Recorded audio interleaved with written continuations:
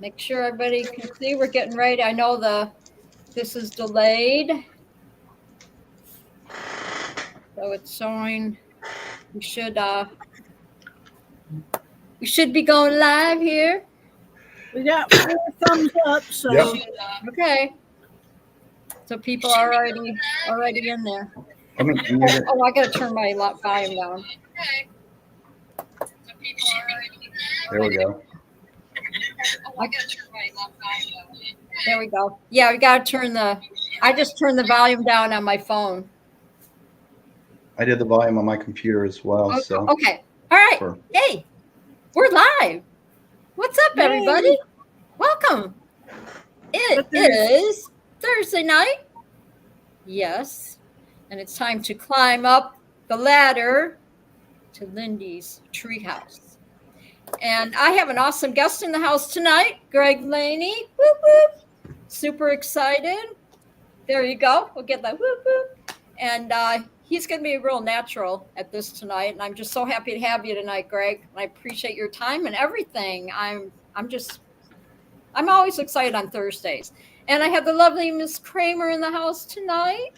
And she's my assistant. And yeah, she helps me out. And she made some awesome stickers for me. And I'm going to make sure, Greg, you can DM me your address and I'll get a sticker out to you too. Okay. Awesome. Being a guest on the show. I was bragging on her on Facebook today. And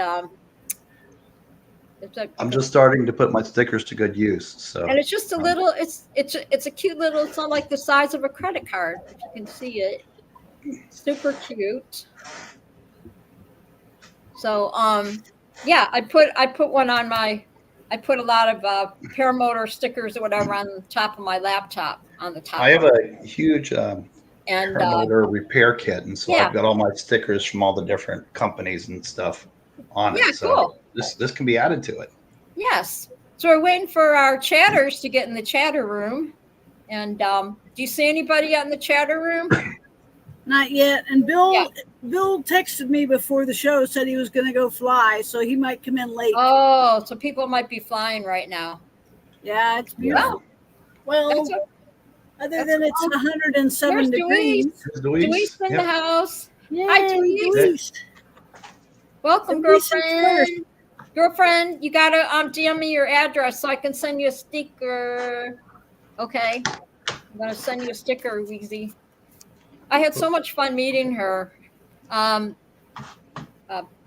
a month. It's been a month ago already, Deweese. Deweese and Jade and Eric and Randy. They all came to Petoskey. They were near Mackinac Island, and they stopped in Petoskey, and they messaged me, and they came and picked me up, and we spent most of the day together. It was really fun. So I finally got to see Jade again, and I got to meet Deweese in person and Randy, and yeah, it was super fun. It was super fun. We really had a good time. Just we walked down to the bayfront, and where I do all my walks, and I got to show them, a little bit of my town, and it was pretty cool. So, but now, which town are you in northern Michigan? I'm in Petoskey. So it's kind of like halfway. You have to do like the glove or up right? the mitt. So I'm not like in the upper, because the upper is like, what do you call it? Sault Ste. Marie and all that. I'm more below that. I'm not very good at navigating. I could never be a bus driver. I had a buddy that got married in Traverse City, so I went up there. You did? Oh yeah, that's only like an hour away. Years ago, yeah, it was beautiful. Yeah. Well, maybe next May you should come out to Georgeport. Do the fly-in. Yeah. I'm looking to expand my fly-ins. This year I came this close to going to Moonshiners. Each year I go on a trip to Maine. So I did like a week and a half of work vacation to go to Maine. And then my kids, I had to move them into their dorms for college or in apartments. like a week after Moonshiners. So it was in that spot where it was just really tough to justify taking more vacation time. So, but if any of that would have worked out a little different, I would have gone to Moonshiners this year. So that's great. Yeah. Gosh, you need that, need that vacation and all that good stuff. Absolutely. So you wait till more people get in the chat, and we'll talk about your book and all that. Sure, absolutely. So do you do paramode and do paragliding, or just paramoting? No, I'm lazy. I paramotor, and I'm a trike guy at that. So I know my limitations. Are you triker or a foot launcher? Oh, I'm a triker. You're a triker, yes. I see all the foot launchers break their props, and I laugh all the way to the bank. Howdy, Will Fly. Hi, Will Fly. There's Will Fly. Will Fly says hello. That's right. He's driving to. Will, are you driving to a fly-in? I don't know. Is there a fly-in this weekend? I can't keep track of them anymore. When's Dave Purden's? Is it Purden? That's coming up soon, isn't it? Hey, Jade. Hi, JD. Yep. Hey. Welcome, JD. I love all my chatters. Trikes are awesome. If it wasn't for trikes, I wouldn't be able to fly. When I was a biker, trike was a dirty word, but now that I'm a pilot, trike is a blessing. There you go. Absolutely. I know if it wasn't for trikes, I wouldn't be getting my tandems, because I'm kind of scared to do a paraglide tandem for some reason. I don't know, sitting in that seat without a motor. I can understand that. But everybody says it's more dangerous than a trike. But I'd be scared I'd fall out of that seat. Doing the in the right spot, I'd love to paraglide. That'd be pretty cool. What's that? Oh, in the right spot, I'd love to give paragliding a try, but maybe a bunny hill or something like that first. Yeah, you probably have to go to California, go to San Diego or to Torrey Pines, and you can run off the cliffs there, like Robert does. Right. But now, see, Robert can launch right from his house. He's got all this property now in what is it? Where do you live? Not Riverside, Ramona, California. He used to live in Riverside. There's a buddy here in North Georgia. He goes up to Tennessee and the mountains there. He paraglides. Oh yeah, I've heard Tennessee's beautiful too to go flying and all that. I don't know if I can make the walk up the mountain though. Oh, no kidding, huh? Yeah, I know. I love my walks, and I've been getting. I used to think like 3 miles was a lot, when I started out, and now I'm already up to 6 miles. I'm pushing 7. I just keep pushing myself. But there's so many nice places to walk up here, and I'm not like a hiker. I like to know where I'm walking and the ground and all that stuff. The hiking. Yeah, I'm not one to go hike up hills and all that stuff. I trust myself. Funny observation, because I'll film and I'll talk to the camera, but I'm not watching anything. But the podcast has a whole different dynamic. So I notice as I'm looking at the camera, and then I look over the screen, and it looks like I look kind of shifty-eyed, like I'm deceitful. I'm trying to pull it. It's like hey, who's that shifty-eye? Oh, that's me. I'm just camera, screen, camera, screen, camera, screen. It's hard. It's hard to.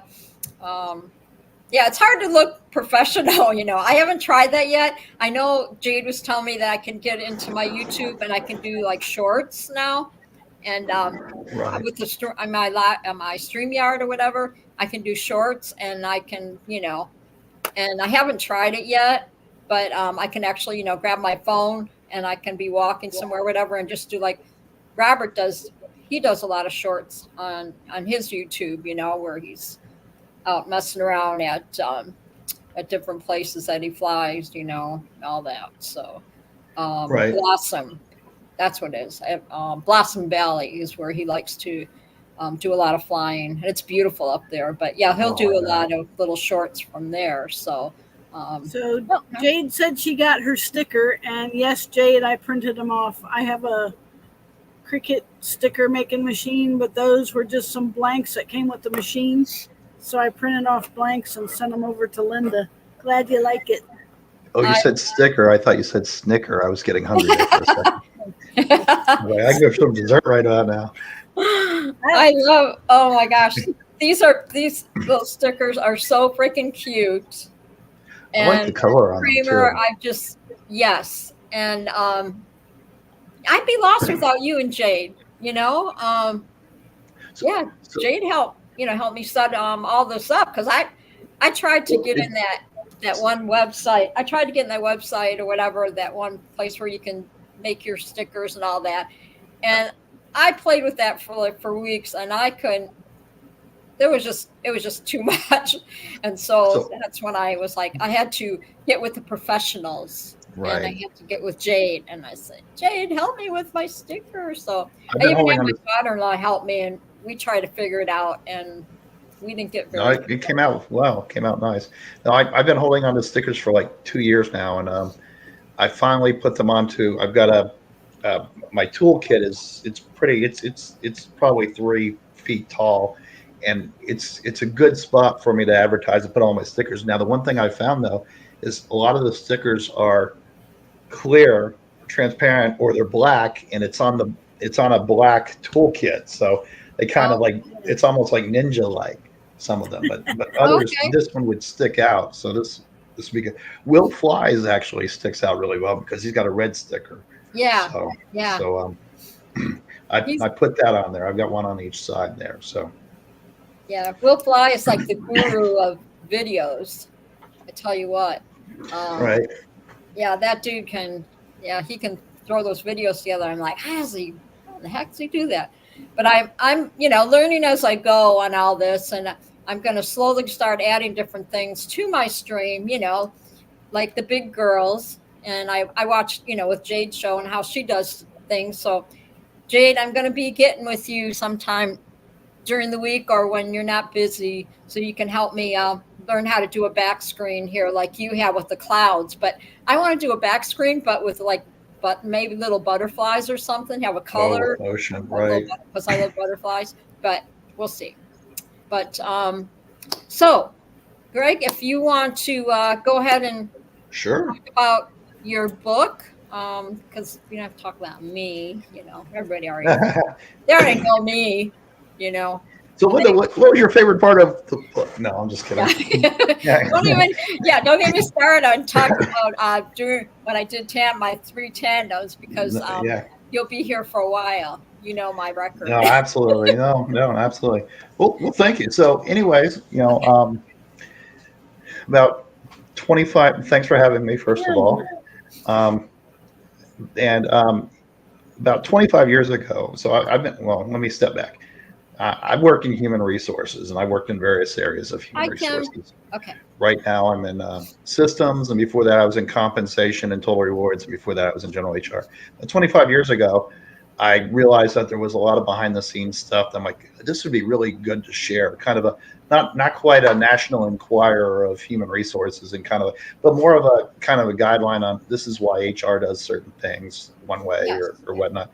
I got about 60 pages in and realized that the book was probably about as dry as overcooked chicken. So it was like I don't have enough material, and it's just not going to interest anyone. So I shelved that project. But it's like I always wanted to write a book. I did a lot of things in the absence of not writing the book. But then a couple of years ago, about a year and a half ago, I started thinking, you know what? I think if I took a different approach to the book writing, I may be able to get it done this time. And so what I did was I pivoted, and I thought about like some of my favorite business books. There's books that tell you step 1, step 2, step 3, step 4. I'm like, oh, yawn, no one's going to read that.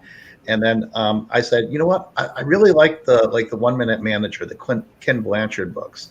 And I liked how they told a story. And it wasn't like for management step, you do this, this, and this. It was more about the story of how in the story the manager did those things. And it was more about entertaining the reader and whatnot. And I said, if I took that approach, I could probably get over the dry, boring content at least for the HR people. So I tried that approach, and being that right now I'm working in HR systems, which is like the computer systems that organizations or companies use to support human resources. And I thought, what's a story I can tell? And so most stories, obviously, you start and you're in a bad situation. So it was about a company that has horrible HR systems, and they were presenting to the board, and all the data was wrong, and there was concerns about being in a being fired or whatnot, and it really talked about a couple things. One was the journey to implement a new system, to pick out and implement a new system, but then the other was about having a positive work environment. So one of the things you see in human resources is people that just say, just because I am the manager and I can do things. It was more about having a manager that empowered the team, and really the manager, almost like an inverted pyramid, where the manager is there to serve the team members to make sure that they can do their jobs well. Because if I hire you to do a job, then chances are you're really good at doing that job. Otherwise, I wouldn't have hired you, especially in these types of professional roles. And so I wanted to tell that story as well. So I went about identifying, well, what are the things I could do to make up the material, for the chapters, and I built that out. And I'm not my writing skills are probably like my weakest skill set, and so it took a long time for me to identify the categories. And what I did was I just broke it out into little chunks. I identified the characters, I storyboarded, and then I tackled it a chapter at a time. One chapter, and then the next chapter. Once I had everything together, then I worried about, okay, let me tie it together a little bit better. Let me go in and maybe improve on the dialogue. Let me go in and edit and whatnot. And so, the book was probably ready after a year, but then I spent 6 months just really tying everything together. Now, realizing that I'm only going to sell probably tens and tens of copies of the book, Transforming HR, a journey through HRIS implementation. But the important thing is, A, I had a goal 25 years ago.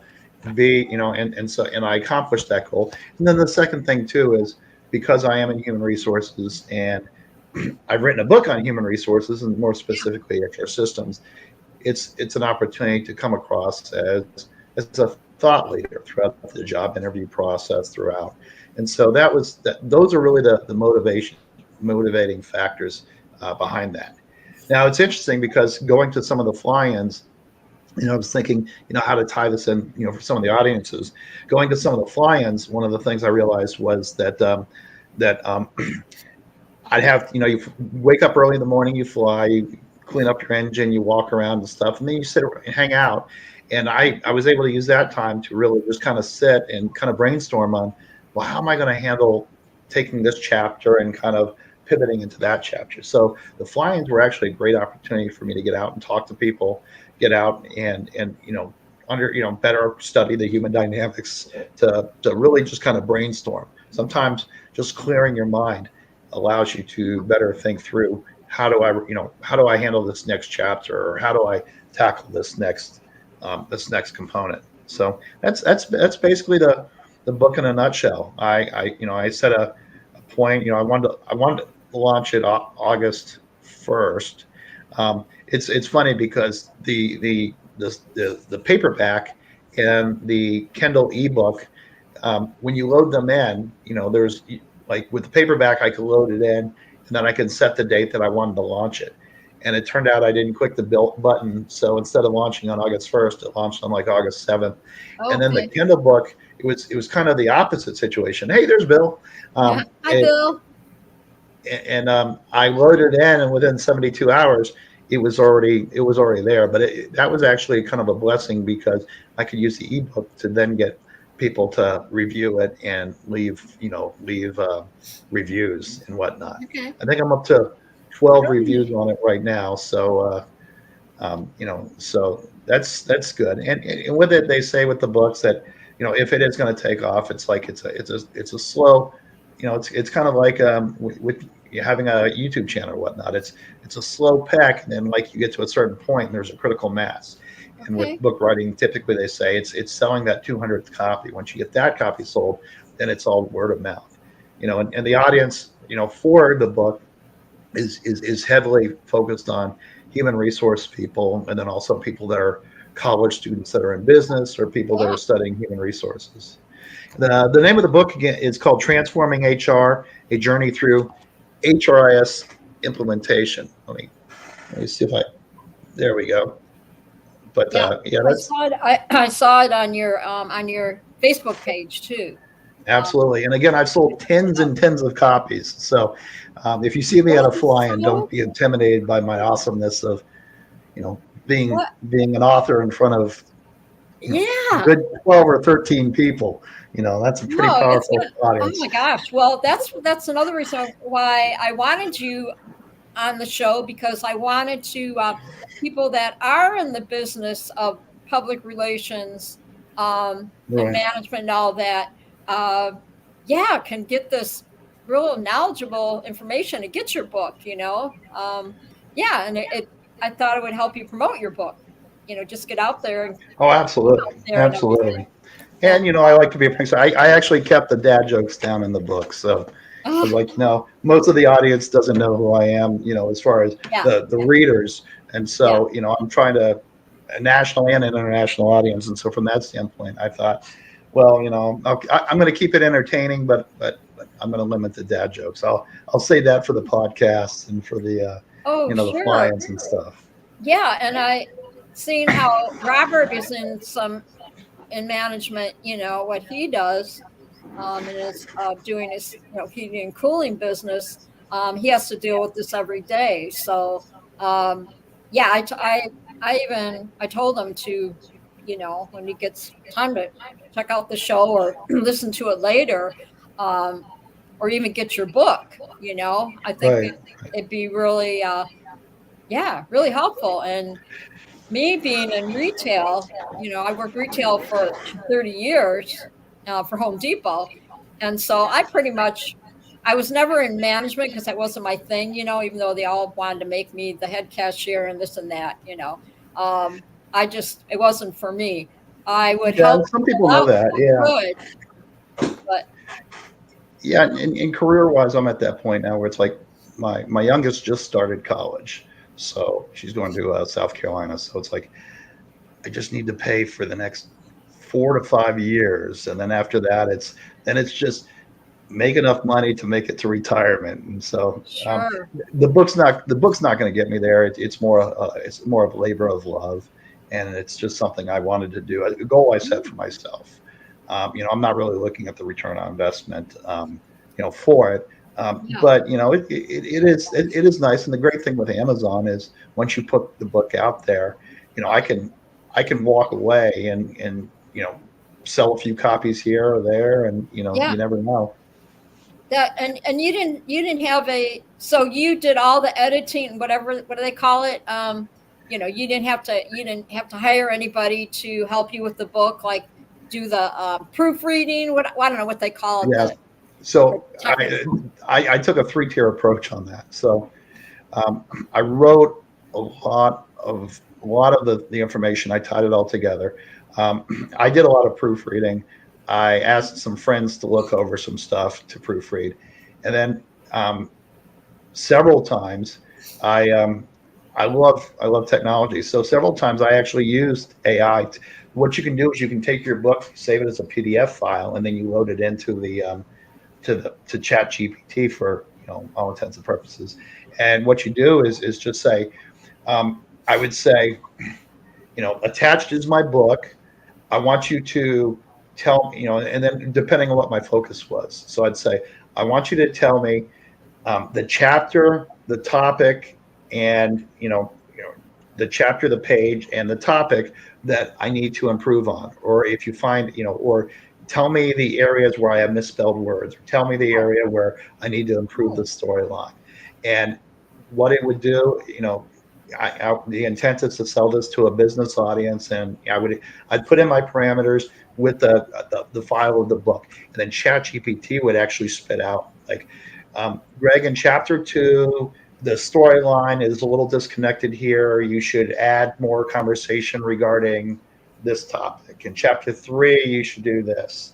And so ChatGPT actually, it was like fantastic as far as an editing standpoint. I tried loading some stuff in to see, like writing like dialogue is not my strong suit.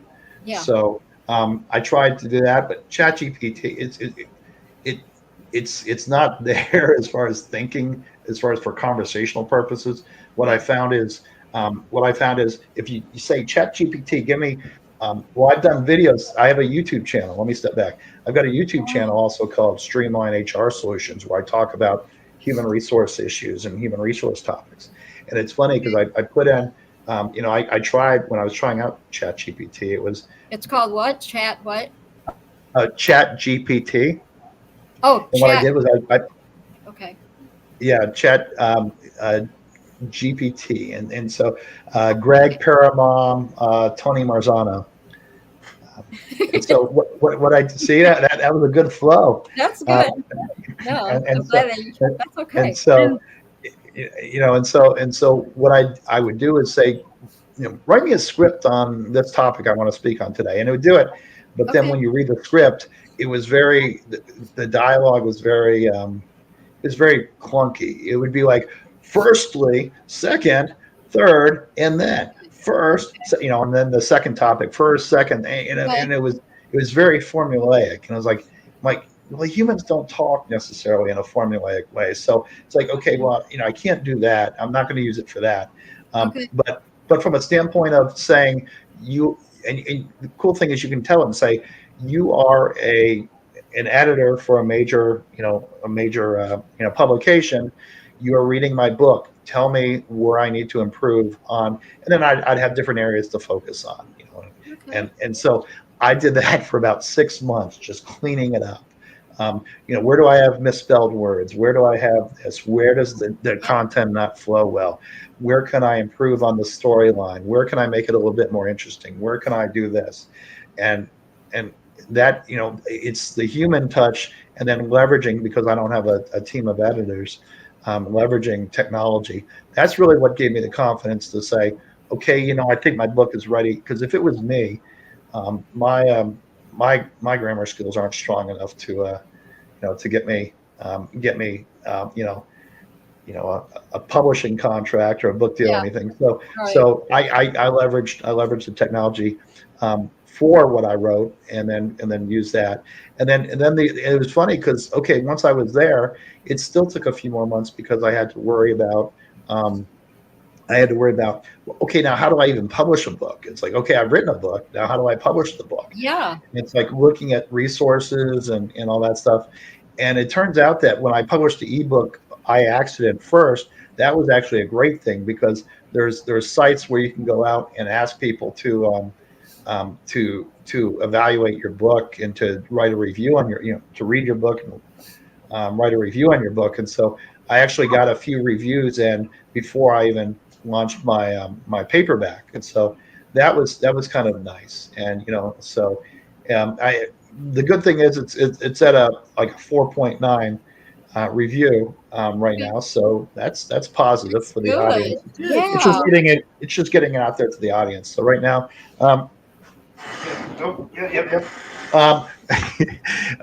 nothing to color in, Tony. No pictures. but you coloring book. You could color in it, but that might cover up the text. Tony also wants to know if you plan on making it to flat for Gage. Flat for Gage. Well, I've been switching out my hats throughout to see who noticed, but no one said anything. So I love it. I've been the last 2 years to Flat for Gage. I do plan to go this next year. I think was it March 5th or 8th or something like that. It's a fantastic facility. I mean, the LZ is great. I mean, all the people are fantastic, and it's like every LZ. I'm in Atlanta, and I'm on the north side of Atlanta, so I don't have all the fancy LZs like Mark McElroy on the south side. Yeah, but we do go down and fly with them, by the Speedway, and there's a few places I fly with the people on the south side, so Pablo and all them. And there's some great places there, but all the LZs on the north side are like sketchy. It's either like this wide, and if the wind shifts and you're going into a ditch, or you're flying on a soccer, two soccer fields between football goal posts and soccer posts and benches and trash cans and stuff. Yeah. Like, as long as I get 4 feet off the ground by that 3 foot tall trash can right there, I'm going to be good. Yeah. So it's a lot of sketchy stuff. And in Georgia has a lot of trees, and so everything is tree, and it's like Yeah. you take off and then you just circle just so you can get high enough so that when you go on to the next place you can coast to a field if you have a motor out.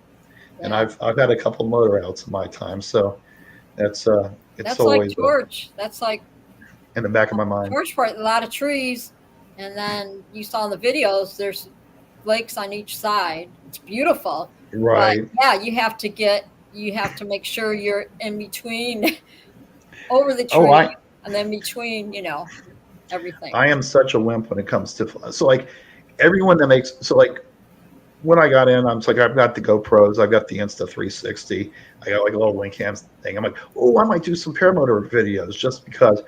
Well, I flew about the first few times, and it's like everybody's flying, like doing foot drags and all that stuff. I'm like 1,000 feet off the ground. And typically I fly between 200 feet and and 2,000 feet. And so then you watch the videos, and it's like everything is like looking at a little ant, and it's like, see that little thing right there? That's that's a mountain in the distance, and see that's an alligator, and you zoom in, it's all pixelated. So I'm like, yeah, I'm gonna leave the YouTube paramotor videos to like all the experts. I'll do like the little there you go. The little Facebook ones where I do like the little 7-second clips and stuff like that of, here's me taking off, and but it's I do more, and it's a lot easier. I give Will a hard time because his videos are so awesome, and they're like a standard. But having made the professional videos on my Streamline HR Solutions site, I got to a point where I burned out on it. That's when I started pivoting to writing the book. But yeah, it wears on you after a while. So I was like, no, I'll film video, but the intent is exactly. Yeah, I missed the last couple of fly-ins. I can't even blame that on him. But that's one of the things. It's definitely a skill, and I do have admiration for those that make those videos and then make them entertaining on top of that. Oh, it's something that's fantastic. It's amazing. I know. I like a lot of the videos. Robert used to have a lot of videos where he'd be up there, and he would tell stories when he's flying, and he was just so chilled, and yeah, it's not for everybody, but my gosh, you writing that book and everything. I've always thought about writing a book, and you probably same thing when you were thinking about it and you're writing everything down, writing things down, and then you start thinking, how do I do it? Okay, so you start. Okay, we'll start from the beginning because I'm like, all right. So I want to. Yeah, I'm thinking of writing a book, Greg. So for people out there that are listening too, I can help you with that. So writing a book today is not like writing a book 10 or 20 years ago. Amazon and self-publishing makes it so easy. I mean, you can. So like, I was almost even maybe a little disgusted on how easy some of that stuff was. There's like it's funny. So if you go onto Amazon, there's actually entire sections of people that make up, like, they'll use like a ChatGPT thing, and they'll make like digital coloring books, and people, I guess, allegedly make a lot of money. Me making like tens and tens of dollars off my book, but there's people that will make like just coloring books, or in some of the books that I've agreed to review, just to give them some reviews.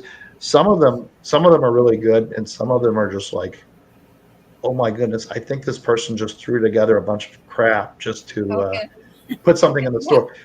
You can write whatever you want, and the thing is, Amazon with the Kindle Direct Publishing will allow you to, once you format it to their specifications,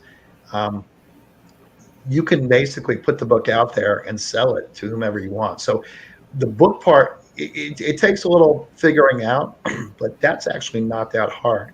I think the hardest part is really um, figuring out what story do you want to tell, Okay. storyboarding that story, mapping it out to figure out how can I get this to flow so that it'll make sense, not to me in my mind, Yeah. but to somebody else that's reading it that might get some interest in it, Yeah. and then pulling it together and just iterating, making iterative improvements on that particular story until you're at a point where you feel comfortable with what you've done. Once you feel comfortable with what you've done, then it's just about figuring out how to format it. YouTube has a lot of great videos on how to format, and there's tools like Designer and whatnot. Okay. But there's lots of tools to figure out how to format it, and then put it on Amazon. You can put it on Amazon. So the funny thing is, I've got a whole box here of books, and the thing is, when you buy them for yourself, so the author can actually publish them, um, they'll charge you. It's funny because they'll charge you like I had to pay like $2.50 for me to get my copy, but then they charged me like a bunch of money for the shipping, so they don't Yeah. give me the free shipping. So I bought like $10 and then they charged me, 25 for the ship. So I paid $50 and I got $10, for me to get to my mom, my dad, Okay. and stuff Yeah. like that. But it's cool, it's like I wrote a book and it's like if I never sell a copy to anyone else, it's like I've got a book to give to my mom and my dad and my Yeah. coworkers and stuff like that. And Yeah. it's that easy. It really is Huh. that easy. You don't have to sit there and say, I'm gonna, how am I gonna get Publishers Clearinghouse or Simon and Schuster? You don't Yeah. even have to worry about that. As long as you get now, I mean, there's some things I did to, I talked about the steps I took for me to make the improvements. The other thing I did too was, some of the basic software has like basic covers. I opted to go out to there's a site called Fiverr, Fiverr, Okay. um, RR. That's for Kramer, the pirate. It's a pirate site, Fiverr. But yeah, and I actually paid someone to professionally design a cover for me. Okay. And so then I went out there and I paid somebody to do some social media marketing for me. So yeah, and Tony said they have audiobooks as well. Um, Oh yeah, that's but true. yeah, absolutely. So, and that's the thing. You can actually, like, the next step if I wanted to go to audio. So, um, I did this. I did the paperback. I did the ebook. You can also do like they do have um, the Kindle Direct has like a membership where you can pay like I don't know what it is, like $10 a month or whatever, and Okay. you can read as many books as you want. I also opted in to having my book available there, so I get like if someone has that and they go in and they read like 50 pages of my book, I get Yeah. like a half a penny or something like that. Yeah. Something fantastic. Um, but I think Tony's got a great book to write. Um, we could probably have the Linda's Treehouse. Yeah. Book, just the story, or even of the fly-ins. Um, but yeah, it's really as easy as that. You can write a book just to say, this is a life goal I want to do. Boom, you can do it. And the scariest, I think the scariest thing about writing the book is just the not knowing what the next step is. But if you take it step by step, Okay. it's not hard to figure out. It's very formulaic. You can figure it out, or you can watch a YouTube video on someone that has already figured it out. And if not, you know me, and I've figured it out from a basic perspective. So I can get you a minimum quality product out there, but I can help you. But there's a lot of resources out there for sure. Yeah. For sure. My oldest, it made me think. This was, gosh, how many years has it been now? 8 or 9 years now. But my oldest brother, because I think I told on my show that I talked about adoption and how me and my siblings, there's 6 of us, were all adopted, and my parents were foster parents when I was growing up. And my brother, my oldest brother, he wrote a book on Catholicism, Right. and he kind of wrote his journey from Christian Science Right. to back when he left the Catholic Church, and then went to went Christian Science for a while, and then went back to the Catholic Church. And he wrote a book about that, and also his journey going to find our birth mom, because my oldest brother is my half brother, so we both Right. had the same mom but different dads. And so this was all in his book, and there were some sketchy things in there that and we all got a copy, like you were saying. And there was some stuff in there that mom was questioning, like, you put that in there, that didn't happen. So I want to kind of write a book about my journey, but Oh, absolutely. it's a fine line, because you got to be careful on things. So I've always And the other thing too, though, is to think about is it's like you or I, especially not I. I'm not a movie star. I'm not like a yes, I'm not you are, Greg. Put those I- sunglasses on. Come I'm easy. on. I'm not a I'm not like Skinny Chef Shane or Mark McElroy. Oh, please. But If he's listening now, you know what's going but, to happen. Mom yeah, would have to be able to I'm just like a little guy. So Yeah. my word would get out to all 3 people I know that read the book, and so from that standpoint, I think it's just, if you were to write a book, I think it's therapeutic, and it really helps you just feel your story and immerse yourself in it. And so I don't think necessarily, I mean, unless you're being like just blatantly, like, you're lying about someone and you're just defaming them and stuff like that. Unless you're doing that, just telling your story as you remember it, it's more value to you, I think, and I think it's good for you to do that. To get the story out there, and don't be afraid of that stuff. Yeah, well, actually, I actually started a journal 2 years ago, and so the day that I stopped drinking, that's I started writing my journal, so I keep track of all my days and everything, and the days of how many days that I had quit drinking, and it motivates me, and it keeps my mind busy. And I get up in the morning, and the first thing I do is I write in my journal. I write the date, and So- and then the number, whatever number it is that I quit drinking, which is like 775 days now. And so and it really helps. And I just write, and I write in there, because if I'm out and about all day, right, I come home, write in my book what I did. And that's a fantastic starting point, just having those notes. And the thing is, you're not necessarily going to put your journal verbatim out there and sell it, because that might not be as interesting. But what you could do is once you have enough content, you can start summarizing, and like day 0 through 20, day 0 through 30, these were my toughest days, and here's some of the key insights I really took from my journal, that I captured in my journal based off of that, and talk about that experience. And then the next phase, you can break, or you can break it down any of numerous ways. You can have, like, your highs, your lows, and the goods and bads. You can break it down, organize it however it makes sense to you, but just really focus on that.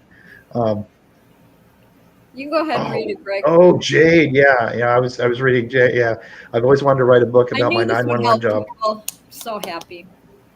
Yeah, that's and yet, Jade, I would say absolutely you should write it. And what I was, I think the key takeaway that I thought, because I started writing a book, and it was a crappy book, even by my own standards. And you have your own, it's like we tend to be proud of what we do, and don't see faults in ourselves sometimes. But even then, I could still see that it was not an entertaining book. So I put it on the shelf for 25 years, and then I came back, and I sat down, and it was a lot easier than, it was hard, and each step was hard, but nothing was insurmountable, even for my skill set, because I am not an author. I think like in Jade's situation, where she's talking about the 911 job, it's like, if you just even start just dictating, like, some of the calls and her memories from those calls, and what she did on those calls, and how it influenced her, and really just injecting, in the emotions that she felt about it. And I think it'd be really therapeutic. Absolutely, it'd be super therapeutic. Yeah, I was really yeah. devastated when I took this call because I Hi, knew at the Scuba. end whatnot. But yeah, stuff like that is and it's great because it really it processes. And I think the thing that's really interesting is like with my book, it's a technical, it's a business, work type book, but Yeah, it made me even think of things that I hadn't even really thought about, when I was in the moment, and so I think like even that situation where you're really re, reliving those events and yeah, recapturing them, yes. you may even think of it from a different perspective. It's like, I was thinking about it this way when I was in the moment, but now that I've out of the moment and I've had, 1,000 other experiences piled on top of that, now Yeah, I perceive it this way. That would be really, really, that would be a cool book. yeah. Yeah, hey Scuba. Hey, how's it going? I'm so happy all my hey, I just read Tony Marzano's his publisher told me he can't print this. Well, they have special publishers for that type of content. oh yeah, yeah. Hey Kramer, do you wanna say hi to everybody in the chat real quick? Yeah, somebody hasn't chatted because I've got 9 people showing in the chat, but I've only got 7 on my list. But let me give you. And Scuba, were you lurking because you came in 7th last week and you're 7th again this week? That cracks me up. So Deweese was number 1 in the chat. Hey Deweese, and Willfly was 2. Jade made it in 3. Kim is in the chat as John Embro. Bill H was Yep, here, hi, but he Kim. may have gone to fly. Tony My Marzano and sister-in-law. Scuba. Johnny's my brother. Oh, okay. So Yeah, she's Kim's my sister-in-law. incognito.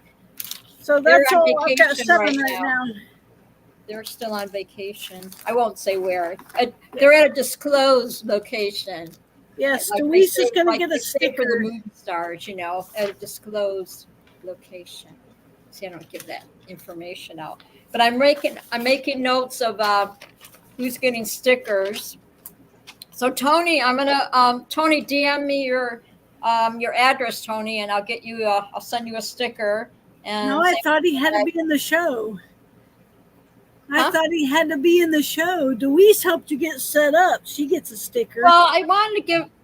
Yeah, well, I wanted Tony to. was. I'd like to give my chatters. Okay. I'd like to give my chatter stickers, the ones that are consistently here every week. Okay, I only had 50 blanks, but. Oh, I see what you're saying. Okay. Yeah, so I'll have to get more I'm blanks. such a giver. I'm like. Yeah, Tony was. I'm like Oprah, and you get a sticker, and you get a sticker, and you get a sticker. Well, everybody gets a sticker. Tony was first last week, and Deweese was first this week. So Okay. I guess they can get a sticker for being first. John Wayne was first on the 7th. Now I'll get Tony next week. Tony, I'm gonna invite you into the studio. I'm not gonna do it during the show because I know I'll crash something. So, but I'll get you, Tony. I'll get you, and Scuba. I might have you on the show as a guest in the future if you want to be a guest on the show. I think it'd be fun. After maybe after you come back from your flying, unless Shani steals you first, But yeah, maybe if you want to be on the show after the flyings and stuff. I think in the wintertime too, when the flying slows down, it'll be a lot easier to get people in here. Yeah. Yeah. So Greg's writing in the chat. Yeah, I that was a poor attempt at a joke, but basically it was playing on leaker and depends. We're talking about it. I went to retirement home and they accused me of leaking. I said depends. That's what I was shooting for. Based on I was playing on Tony Marzano there. Oh God, save that for Shani's show. Yeah, I'll save that for Tuesday night. Oh, that's funny. That's fun. After I was reading, I'm like, what am I reading? Oh, okay, I get it now. That was a dad joke. Yeah, exactly, dad jokes. Exactly, empty nester jokes now. Yeah, I Scuba he's making up stories now. Yeah, Scuba's anything but boring. I'm such a boring guest. Yeah, he rarely talks. Yeah, I know. Yeah. I know. We get it. we get on Scuba Show on Friday nights, and I'm almost falling asleep. I'm like, God, what is this dude? Yeah, I hung out with I mean, Scuba and 3 hours Tony of and Angela dead at Fly air. for Gage. Yeah. Yeah, they're entertaining for sure. For Oh, sure. and it's so I, fun just he made, follow. I had some really great incriminating stories about Scuba, but he made me sign an NDA, so I can't talk about him. Ah, that's funny. Yeah, you're like, we'll just leave it right here. Yeah, exactly. Yes. Yeah, that is just like, yeah, that's so cool that you did that, and you got to be so proud of yourself writing that book. And I knew, getting on the show, being the guest on my show, I just thought, well, this is perfect because you can talk about. I actually only wrote the book so I could be on the show.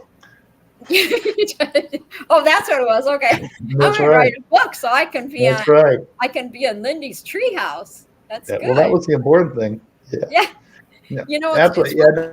No, it was. I was super happy about that, and this is great. And I appreciate you having me on. Seriously, sincerely, thank you. I appreciate you being on the show tonight. When I said, I started writing my journal 2 years ago, and now I can I look at what I did, on a certain day, and then I go back and I look at it from last year or whatever, to see what I was doing then. You know what I mean? Different things. Right.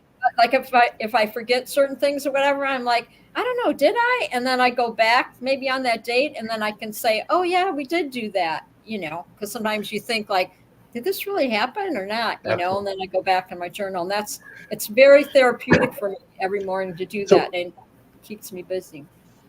Another project that's only like this much related to it. It's not the book, but so one of the things I did for my parents, this was a few years ago, was and this kind of started getting me in the mindset of going back to writing the book, was for your parents after a certain age, you can only give them so many ties, and you can only give them so many vases for their flowers and stuff like that. So Sure. One year what I did was probably about 6 months or so before Christmas, I did the ancestry.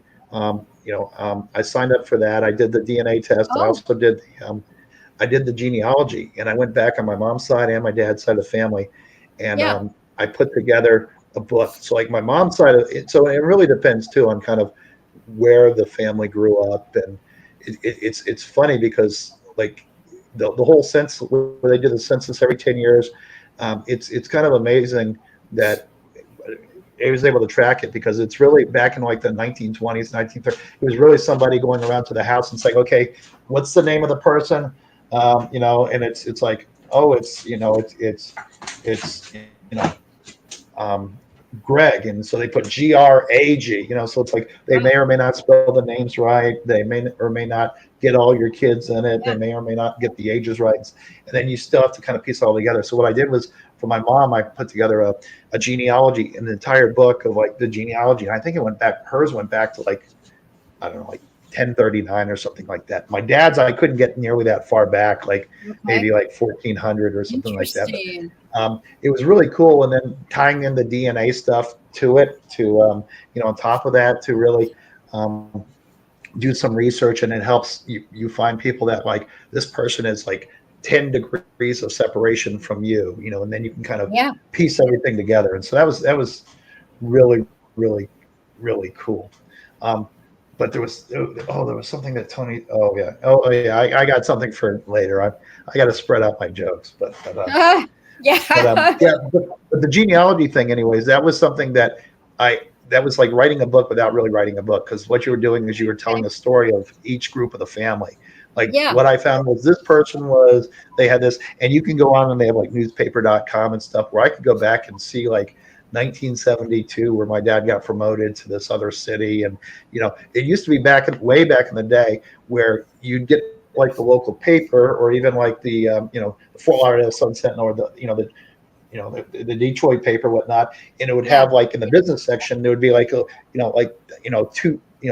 paragraph blurb on Linda Oh. Anderson got promoted to district manager today, and her, she's married to so and so and so and so, and her kids are Robert, and they used to do that back in the paper in the day, Yeah. or you may have been in a parade or something. There was a picture from 1987, and you can take those, and so like what I did was I took those pictures, and then I took the information I got from the ancestry, and I went back and I was able to track down like old addresses because my family has lived like all over the country. And so from that standpoint, I was able to like track down old addresses. So I'd go to Google Maps and kind of like pinpoint, this is where our house was, and like do like a Google Map picture today of what the house looks like, or what the vacant lot where the house used to be looks like, and stuff like that.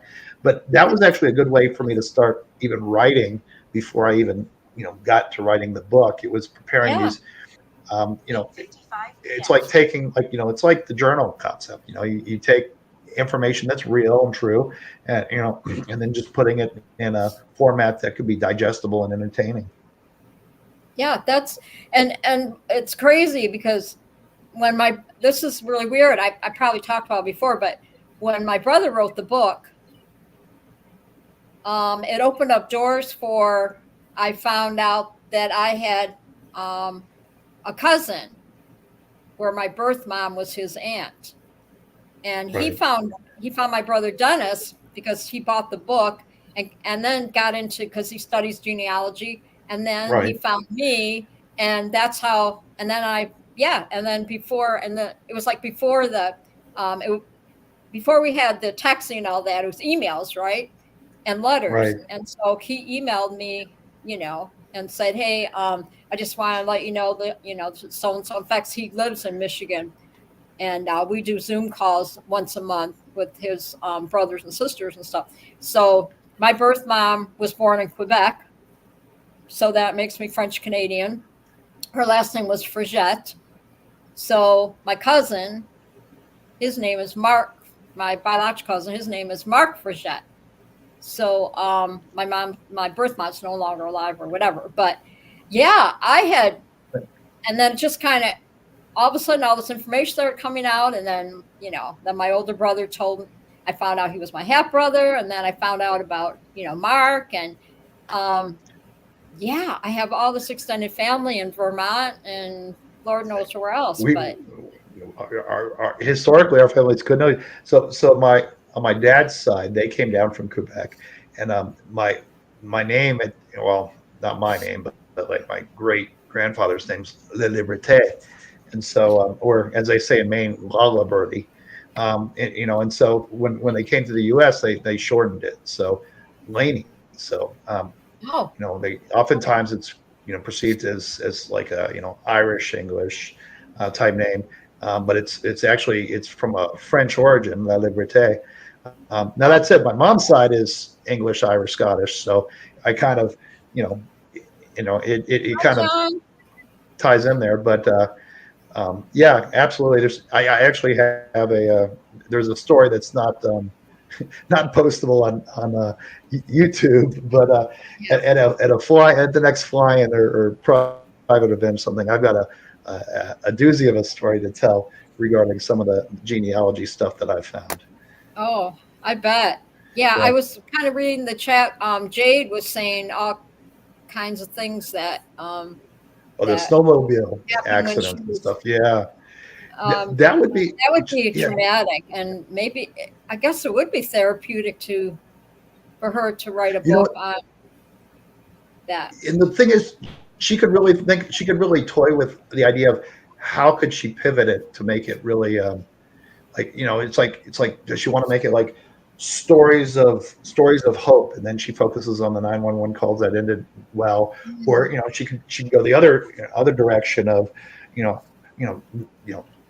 top 50 terrifying 911 stories or whatnot. And so there's a lot of different directions she can go from that, or she can do a series, stories of hope, stories of terror, stories of whatever, and so there's a lot of cool stuff there. I would definitely. It'd be good to read too, and it's easy to publish. The hard part is sitting down and writing, to be honest. And what I would do, seriously, do a brain dump, like take all your ideas. What I would do for you, like Linda, is for your ideas, take your journal and what I would do is if you have it scanned, I mean, you probably have it written, but if you have it scanned or type it out into like a script, you could seriously. This is kind of an easier way to do it. Save it as a PDF, load it into ChatGPT, and say, this is my journal of when I quit drinking. Give me ideas for how I can write a story on this, and kind of tell me what format I should use. Tell me how I should approach the story. Tell me how I should break out the chapters. Tell me themes I could really focus on. Just ask ChatGPT a lot of questions, and it will help you get in the mindset to tackle writing a book. Now I know what that is. Okay, because I've seen that on Facebook. I've seen that, and I was like, "What is that?" Because there's so many different things. You have to be careful what you And I paid it $20 a month, and I use it to. So like then what you can do then is you can have your personal GPTs. So I then load like each copy of the book that I had as I kept updating it. I would load it in and say, this is my newer copy, speak to this one. And then I would get more information, and then I would as I type that up, then I'd load that in and say, okay, this is my newer copy, give me more information. And so there's a lot of really, really cool things to easy ways to do it. The hardest part is really, it's kind of like flying a paramotor. The hardest part is just overcoming the fear. Well, for some of us, the hardest part is just coming up with the budget. But for the other group, the hard part is just overcoming the fear of launching.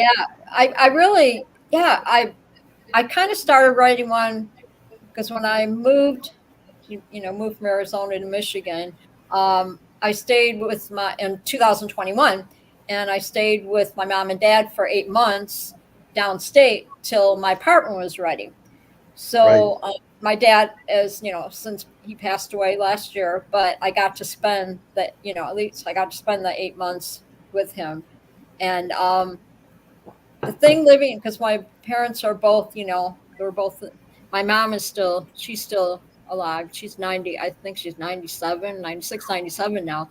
But I learned a lot about myself, and I learned a lot about them because it was different. Right. Just coming there to visit, vacation, and leaving, right? But to live with them for 8 months, it was a roller coaster, and I'm very blessed, that because my mom always said, my home's your home, our home's your home and everything. But it really opened up a lot of things about myself, and I learned a lot, and I thought, man, it'd be kind of cool to write a book on this, I'm serious. Like that. I'm serious. You should absolutely write a book, and I think anyone out there that has an idea of writing, and again, everyone has different motivations for it. Like my motivation wasn't to, I mean, if I were to sell 100,000 copies and be able to buy a paramotor farm, in wherever. He's getting the time out. Yeah. Uh-oh. Yeah,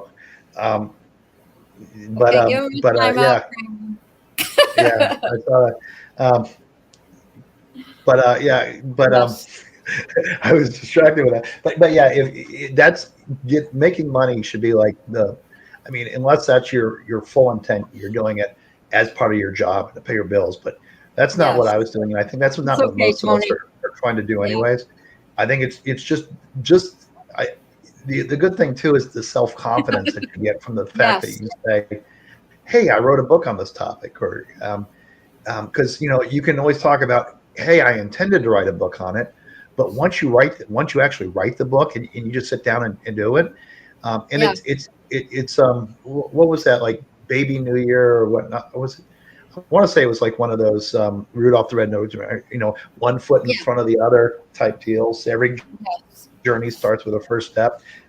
It's just, you just take a bunch of, your next first step and just keep doing that. And then you've got the book written, and then just the confidence that comes from it.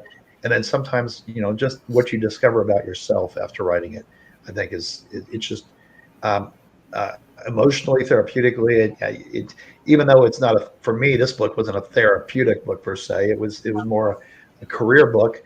Um, but it was still the release I got from writing it and selling tens and tens of copies. I think was just, I think I've actually, to be honest, I've sold more copies than I thought I ever would. So from that standpoint, I'm already ahead of the game. But order one. if you buy 10 copies for yourself of your own book, and call it a day, and that's already a win, I think, for most people. And for me, it certainly was.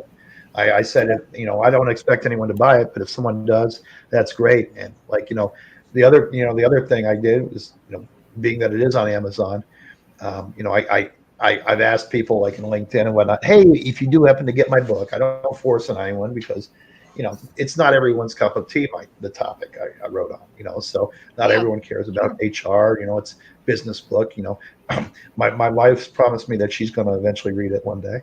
I know she will, but it's not her subject that she really enjoys. So, but just the fact that I wrote it that's a win for me. And so from that standpoint, that's a personal victory for me. And I think it'd be a personal victory for anyone that took the time to do this. Yeah. Oh, how much it costs, if I can ask? Absolutely.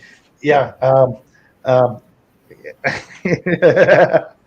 I'll tell you, it's funny because some of these topics will be serious, and then I'll read Tony Marzano's comments like 3 minutes too late, and we're talking about a serious thing, and then I have to like really straighten out my face for the serious moments, but yeah, I love reading his comments. They're fantastic.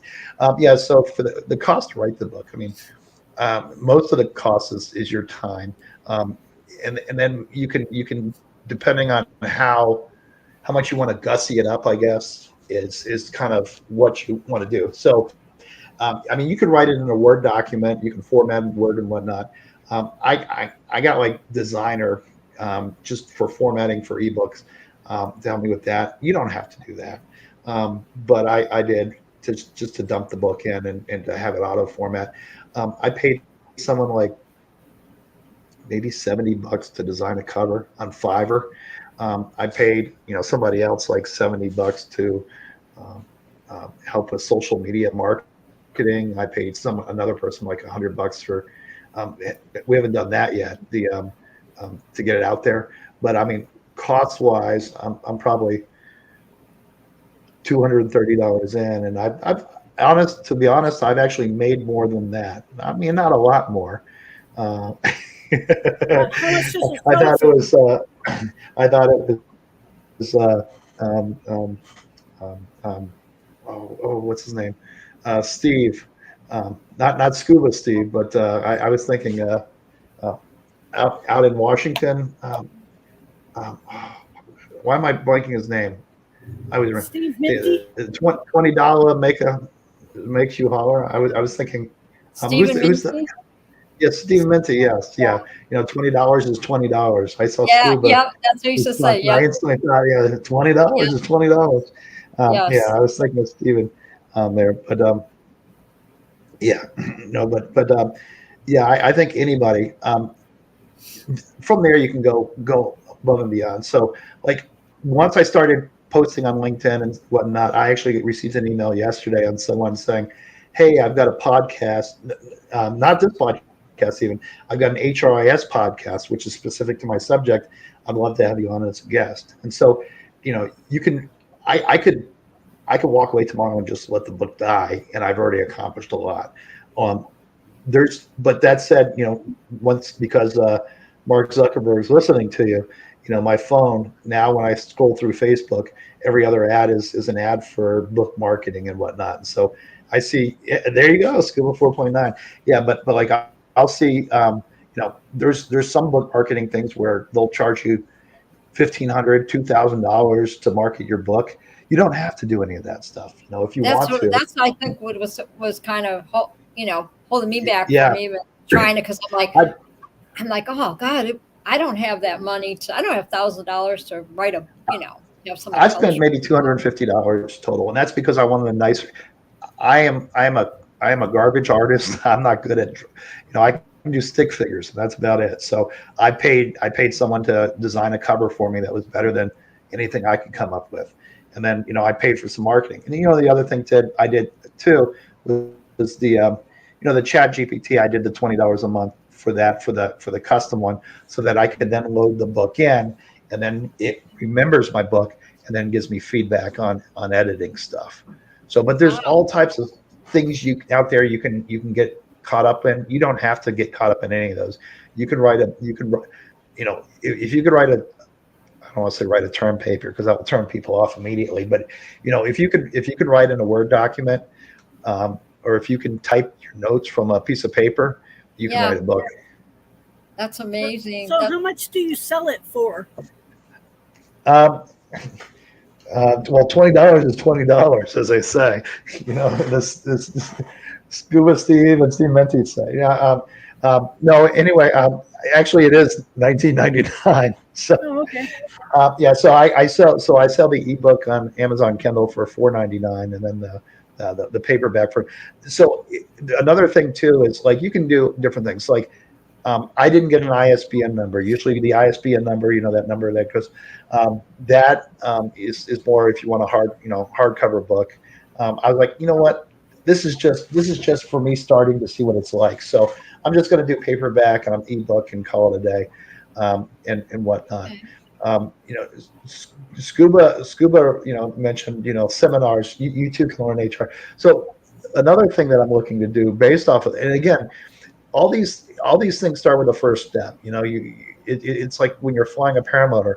Well, I'm going to watch a video. Oh, you know what? I might go do a tandem ride. Ooh, that was pretty cool. I might learn to kite. Oh, I might learn to fly a paramotor. Ooh, I might go to a little spicier wing, or I might do my first cross country. Everything is iterative. I might go to my first fly-in. So same thing. I wrote the book, and now it's like all of a sudden I'm going on the podcast and starting to talk about it. I'm starting to market stuff.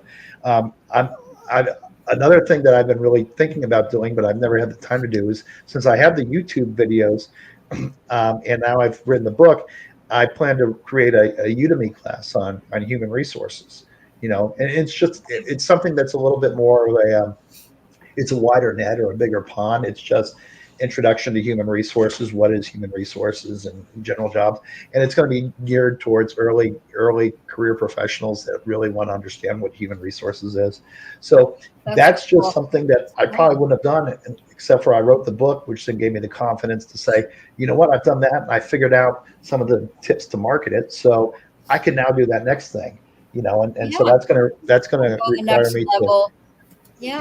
That's the next step. And then, I've already got another idea for the next book, which is going to be very similar, a similar type book, where I'm talking about, instead of the systems, which is very niche, implementing an HR system in the company, I'm going to focus on an HR professional coming into an organization and building an HR, reconstructing an HR department from the ground up, and what do you need to do it, and what's involved, And again, it's still a niche book, but it'll be it's not just HR systems, it's HR, and then and I'll build my confidence, get my sea legs on my writing, and go from there.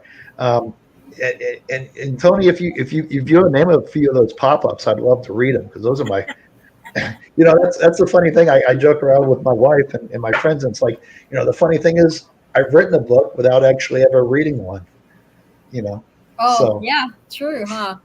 So, hey, you don't have to know how to read it. It's like, you don't have to know how to read a book to write a book. But I joke around about that. But yeah, especially with the ones with the dinosaurs, when they pop out, it's like. Oh yeah, yeah. Oh, that's funny. Like, ooh, that's scary. Funny. I could never write a book because the statute of limitations hasn't run out on some of the things I've done. And if I write it down, I can no longer deny it. Well, like, sure. Well, the OJ, like, not to get too crazy, but like, the OJ book or something, wasn't that like, if I had done it or something, like, you could write it from the perspective of, I never did any of this stuff, but had I lived this life, this is what might have happened. and you can, you can tell the Kramer story of a fictitious Kramer, and you can change it. You can, it could be Cremar or something like that. You could flip your A and your E in your name, or, Kramer with a C or something like that. So, no, that's not me, It'll be Kramer. Yeah, Kramer. That was the thing I wanted to talk about. So there was a Saturday Night Live skit like years ago, and it was Peter Sarsgaard was on it, and it was, and it's the funny thing is, because I can't find the skit on YouTube anymore. I don't know where it is, but it was about, he went to a pirate convention, and he got up there, and he was like the guest of honor, and he's like ready to talk about his shows, and all they kept asking him about pirate stuff, like Sarsgaard, and they kept saying "R," and then they're like, they kept talking about favorite places to go, and so like you'd ask questions like, where do you go, and he'd go Arkansas, and all these people did this stuff, and then this one guy gets up and goes, where do you like to go? This pirate goes, Boston. Like, pirate go to Boston? Why? He's going to park the car in Harvard Yard, So, but all this pirate talk has got me thinking of that SNL skit with Peter Sarsgaard on it. It was just like, it was like a pirate's dream. Now I'm going to be dreaming about pirates. Oh my gosh. Yeah. And I was thinking, like, with your book, that can you order it in large print? You can do the Kindle. You can do the Kindle book, and then you can get it. You can expand it to as large. Yeah, Scuba scarred himself for life. There, he read Pet Cemetery. Yeah, if I read that, I'd never read a book again either. Yeah, because I had to. I remember, as you get in your 40s, 50s, or then you have to wear glasses because you can't see anymore. And then, I had to upgrade my Bible to the large print. Then you're getting up there. You get the magnifying glass and kind of. Yeah. So I grew up. One of the things too is I grew up in South Florida, and mostly. So like I lived all over the place until third grade, and then from third grade through high school and a little beyond, I lived in Florida, and it turned out, I didn't wear sunglasses a lot when I lived in Florida. And so like, I don't know, in my early mid 40s, I had cataracts actually. And I had cataract surgery on my eye. Like it was bad to where I was like doing this to the computer screen, like the computer screen itself would like blur out, and it was getting nervous. So I had cataract surgery, and it was, some people were jealous of it because it's like, for me, it was early onset, and because it was identified by, optometrists and whatnot, I was able to have the surgery and all that stuff. And so I had the cataract surgery. And then a few years ago, I went back and they did the little, where they blow out, like if your lens starts fogging, they blow it out. And those surgeries are like the greatest things ever. Because there was a point where I was like, just accepting. It's like, you know what? I think I'm just going blind. It's like, I don't know what to do about this. And modern medicine was like, wow. But yeah, it was, my wife, I think she's -10. I think she might be -12 now, but her eyesight. So, I mean, I had to find someone that was blind to marry me. So, because you're still young. Yeah. You're still, as far as like, the cataract. Yeah. I would say it's very important to wear, wear sunglasses, but I think I started wearing glasses when I was in my I think 30s or early 40s, because I remember being at work and every day, I'd be looking down the aisles and then all of a sudden I was like, I can't read that sign, sign. And so then it was time. And then as time went on, then because I did, I had my own karaoke business. Okay. So I was running karaoke 3 or 4 times a week, my own shows and stuff. So all the sound, we had the big old speakers and all that stuff.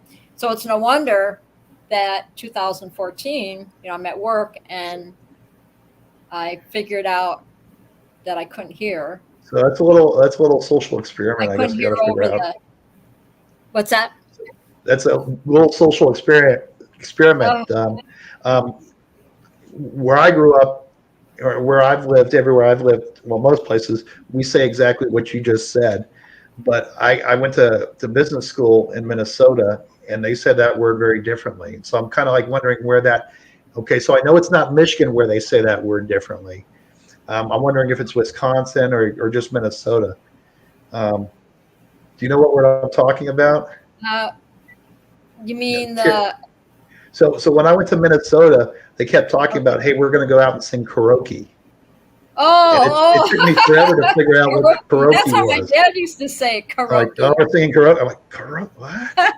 And then and it was funny because then I had a Canadian roommate in grad school, and he used to tell me about a Z. I drive a Z24 before I met him. I drive a Z24. I'm like, what's a Z24?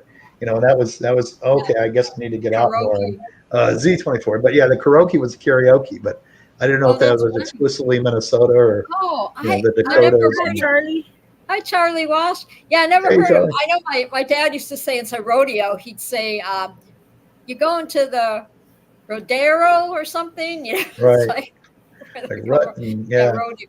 Yeah, and it's funny. Like, okay, even Michigan people, the R is different. Like Right.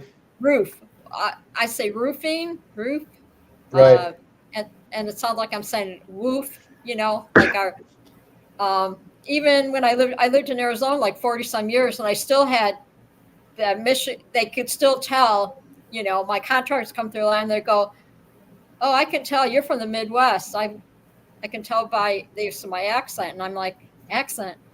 And so I still, yeah. Isn't that weird?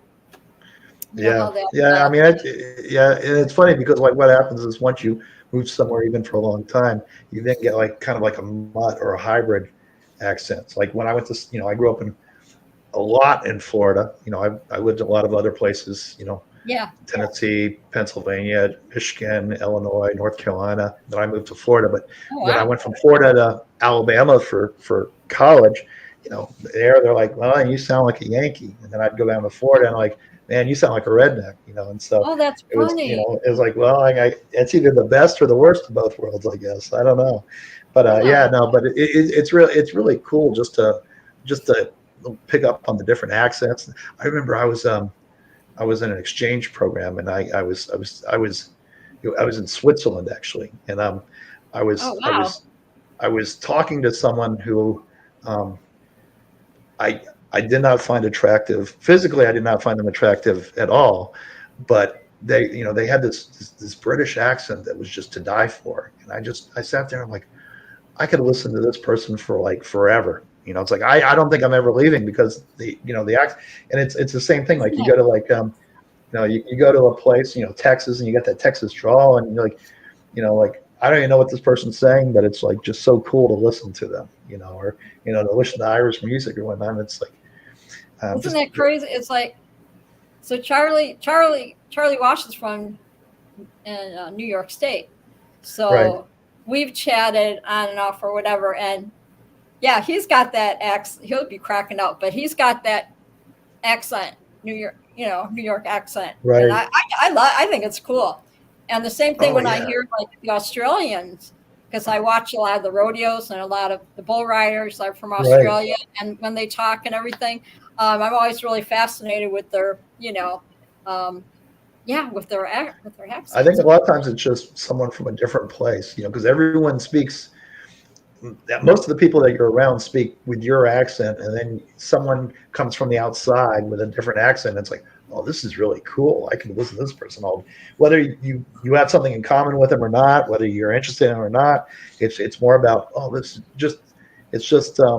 it's audibly pleasing, I guess. From So that do you standpoint. speak different languages, Greg, or no?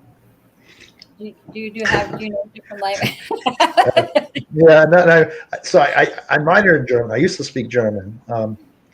I grew up in South Florida, but the only Spanish I know is like from the music, So Yeah. I get my Spanish from like Ricky Martin and Sancocho Ricky and Martin. Lázaro Mendez and stuff. Yeah. I, Villa Loca. so yeah, so it's funny because my buddies in South Florida because everyone spoke Spanish.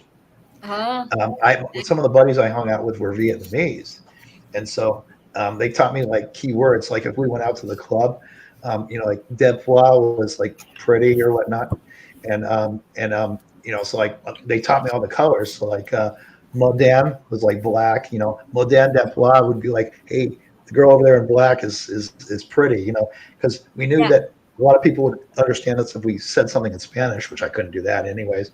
But they'd understand us in English, so I did take a semester of Japanese in college. Watashi wa tsukoshi nihongo wakarimasu. So I speak a little. But just I can say like 8 sentences. Yeah. I used to speak German, but my vocabulary, meine Wortschatz is ganz Quatsch. It's bad. But yeah, so living in North Atlanta in Georgia, you tend not to. And I haven't traveled. My passport actually expired during COVID, and I just haven't renewed it. So Oh yeah. I haven't traveled.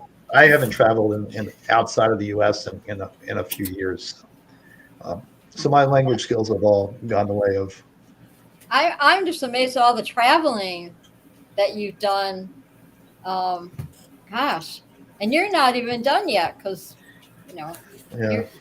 you're Put a fork in me. I'm done. Yeah. You're just Yeah, a no, youngster. You're just a youngster.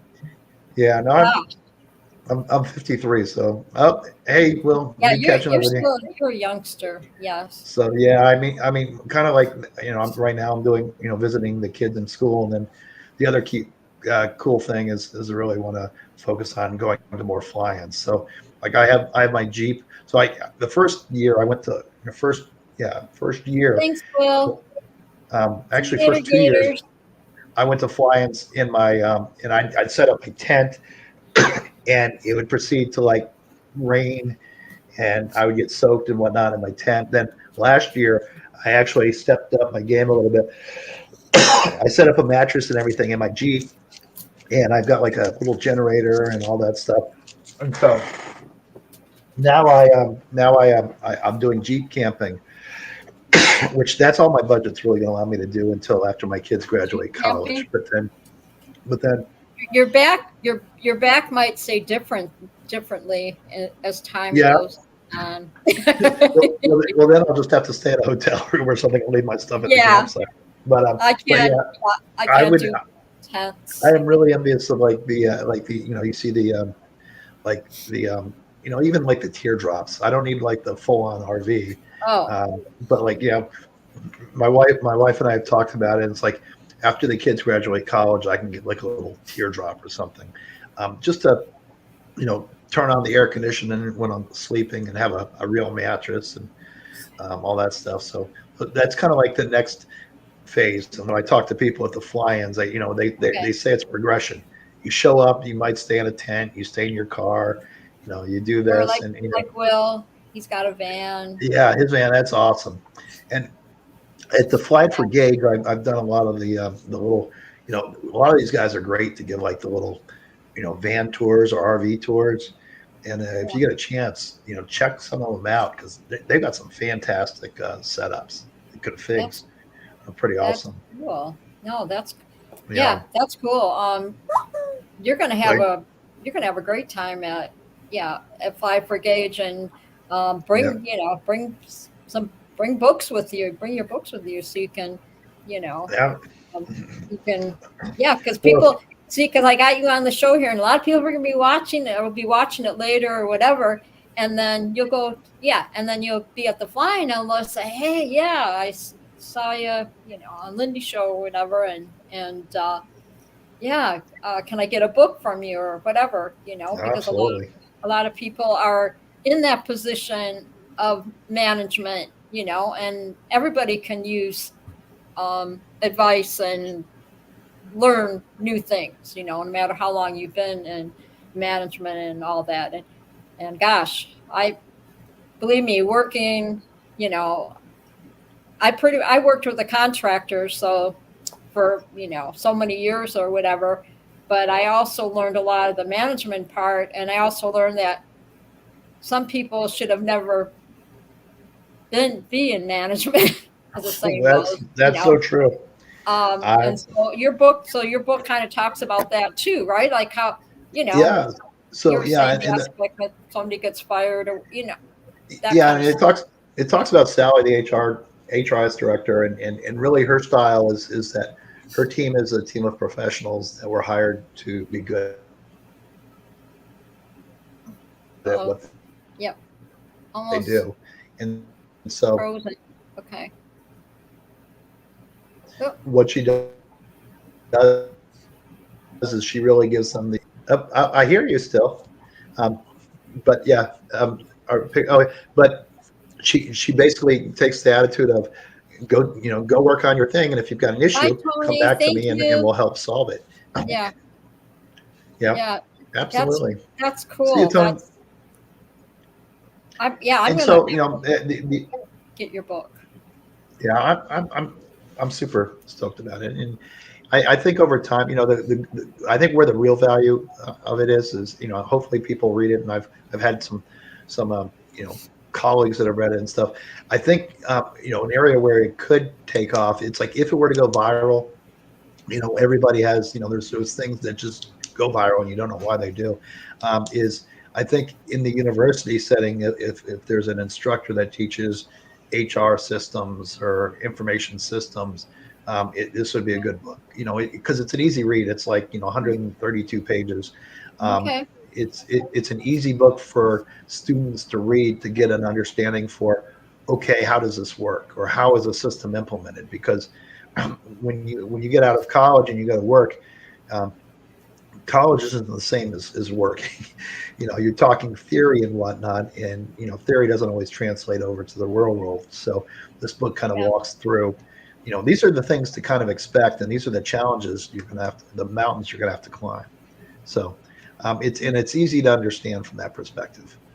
Well, I just remember so many times, when you get called to the office, and if you got called to the HR office, with the HR, the human resource manager, and you're sitting down with that manager, and a lot of times it was a woman, and then you have the assistant manager sitting in or whatever, then you knew something was going down. And I don't Yeah. care how long that you've been with the company. It seems like the longer I worked with the company, the more that who's Perry? Oh, who's Perry? I don't know I don't know who Perry is. I thought it was kind of funny. You know who that is?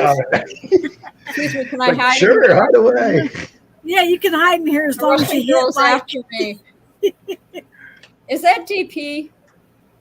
That's funny. Is that DP? I'm wondering who is that. Now I'm thinking who that is. A Russian girl is after me. Well, as long as I'm seeing.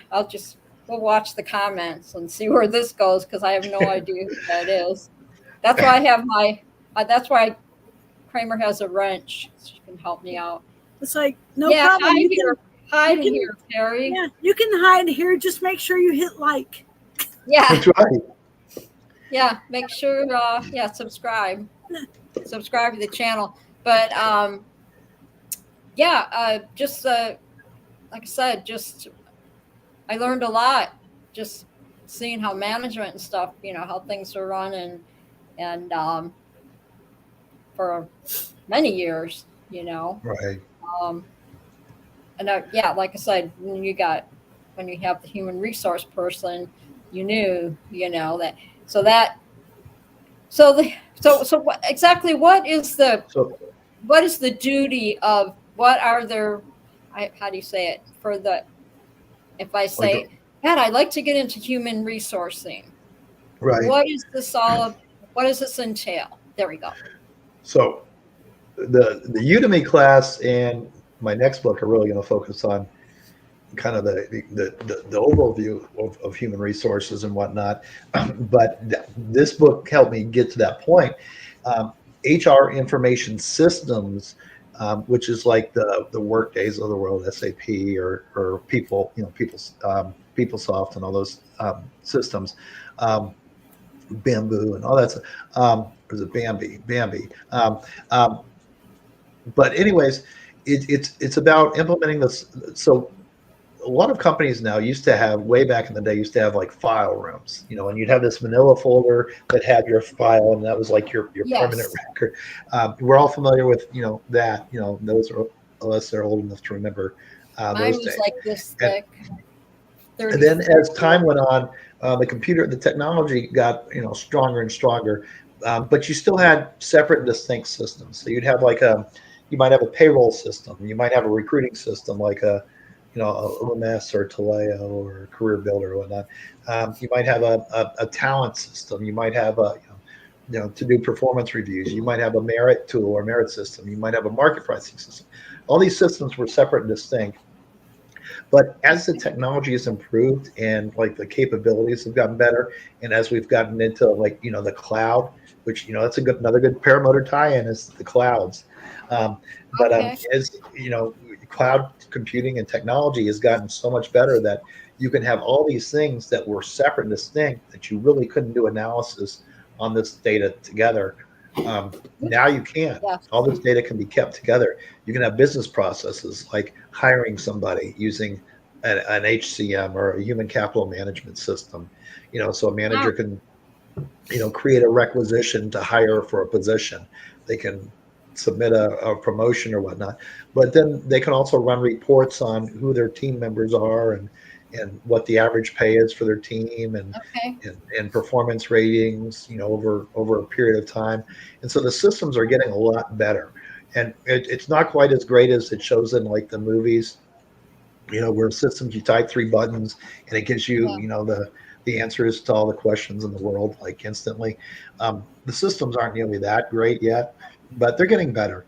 And so HRIS it's a growing field within human resources. It's funny because in my area or my field HRIS, there's a couple of different. Well, there's 2 or 3 different paths to get into it.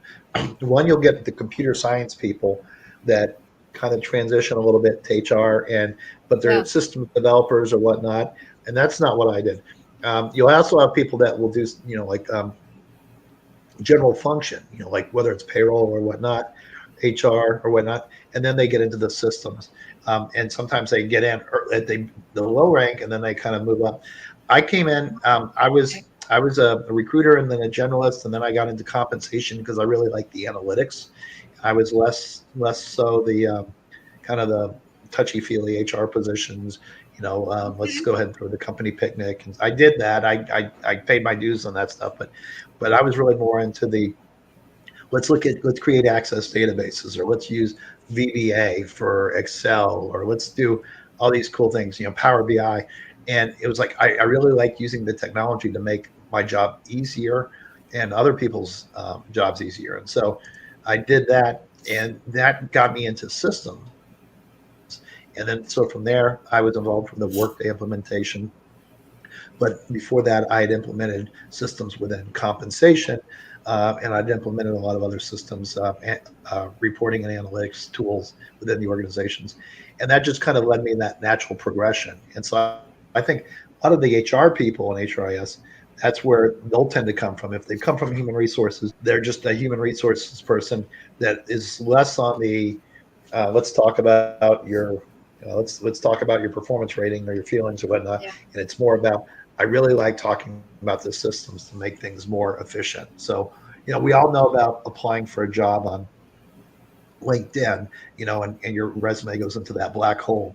But it's more about, well, from a company standpoint, how do you make that more efficient so that, because I used to be one of those people that I was the guy that got the 300 resumes, and I had to look through each resume and then figure out, okay, these are the 14 people we're going to call.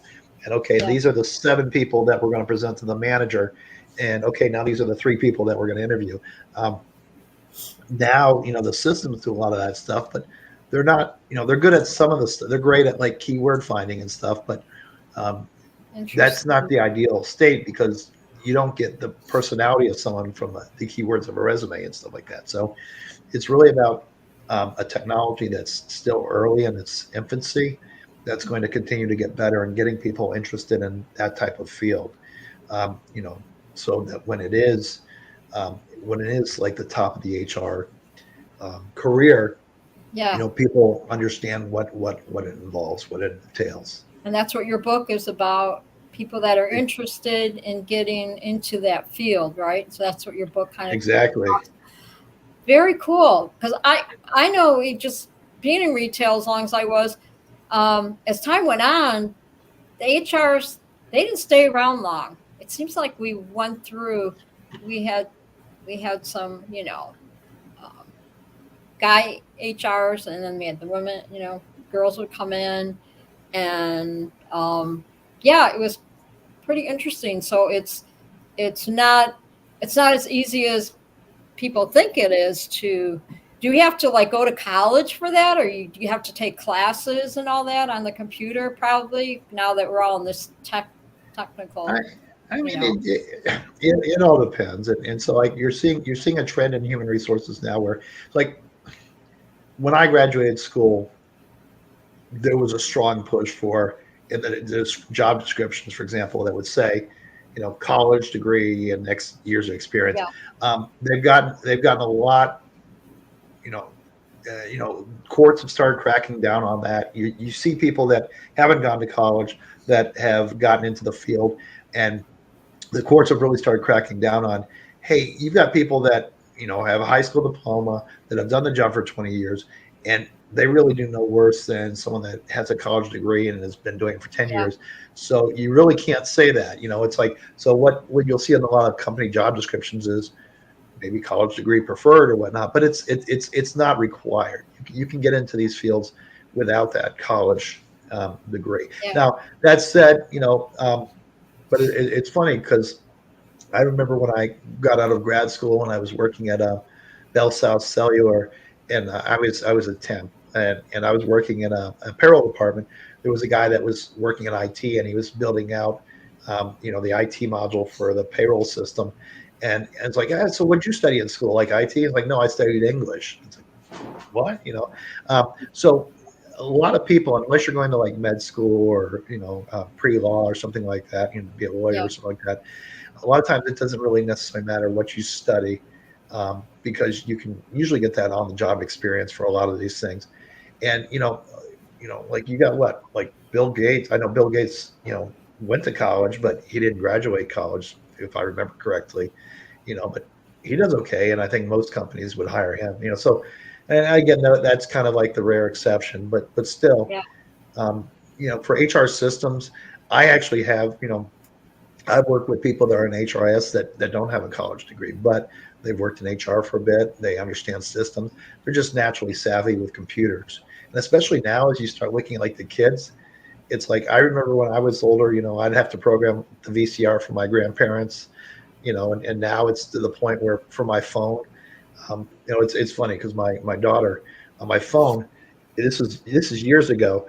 She changed the settings so anytime I said hi or hey or whatever, yeah, she would have it autocorrect to Sarah is awesome.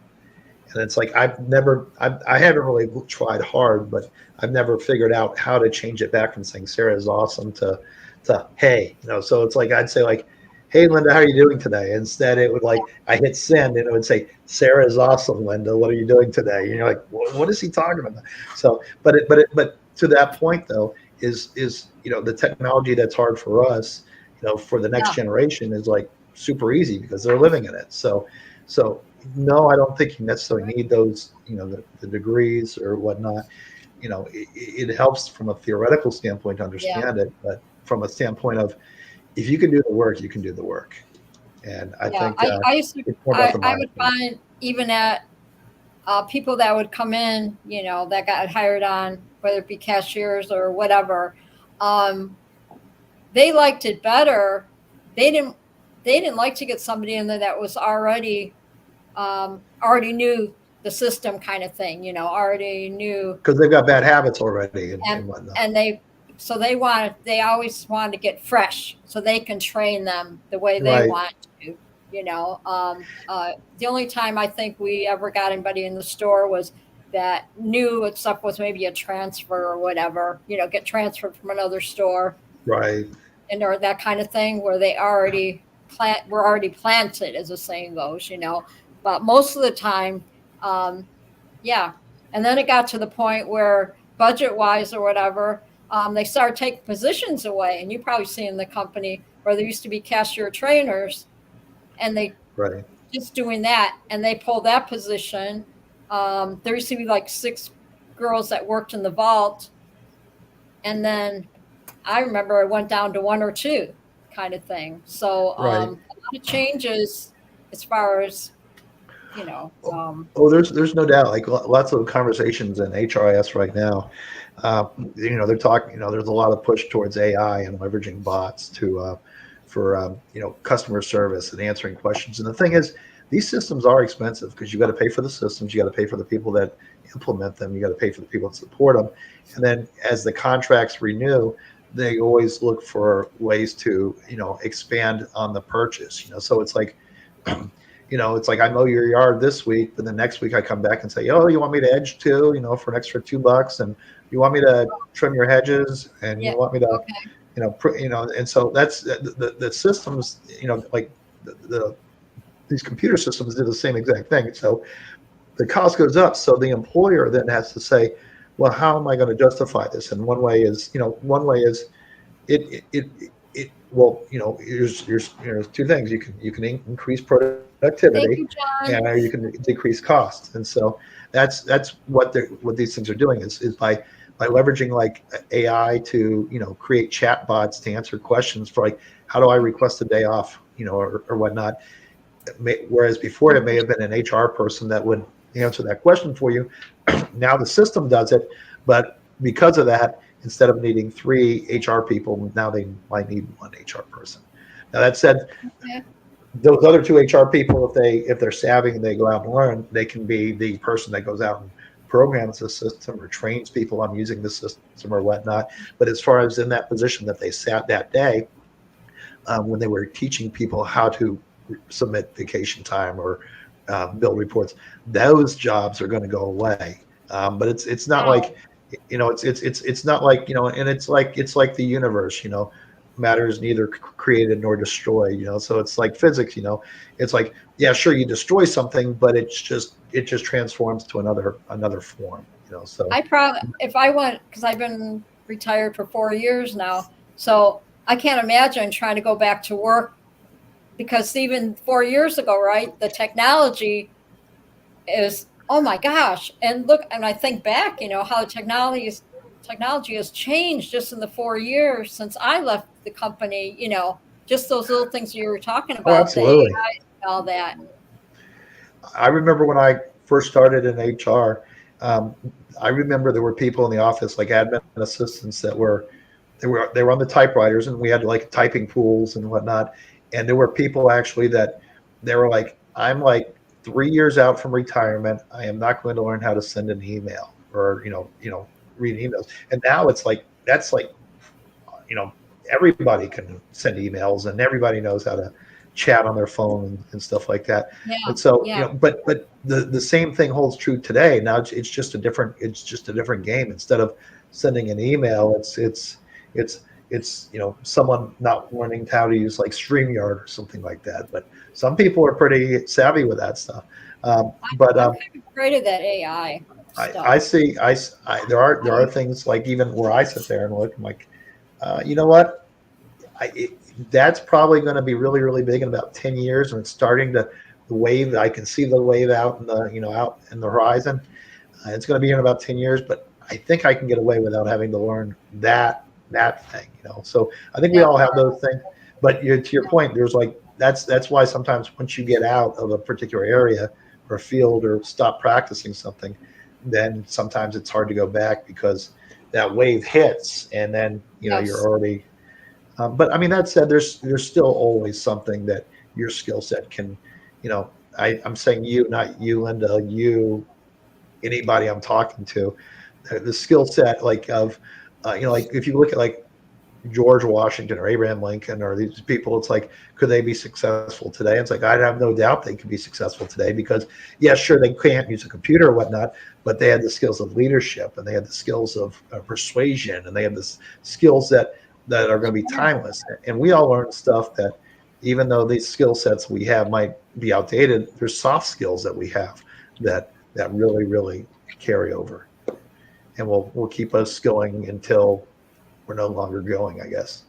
That that's amazing, Greg. I've learned just talking to you, I've learned so much about what your book is going to be like and what your the audience, that Right.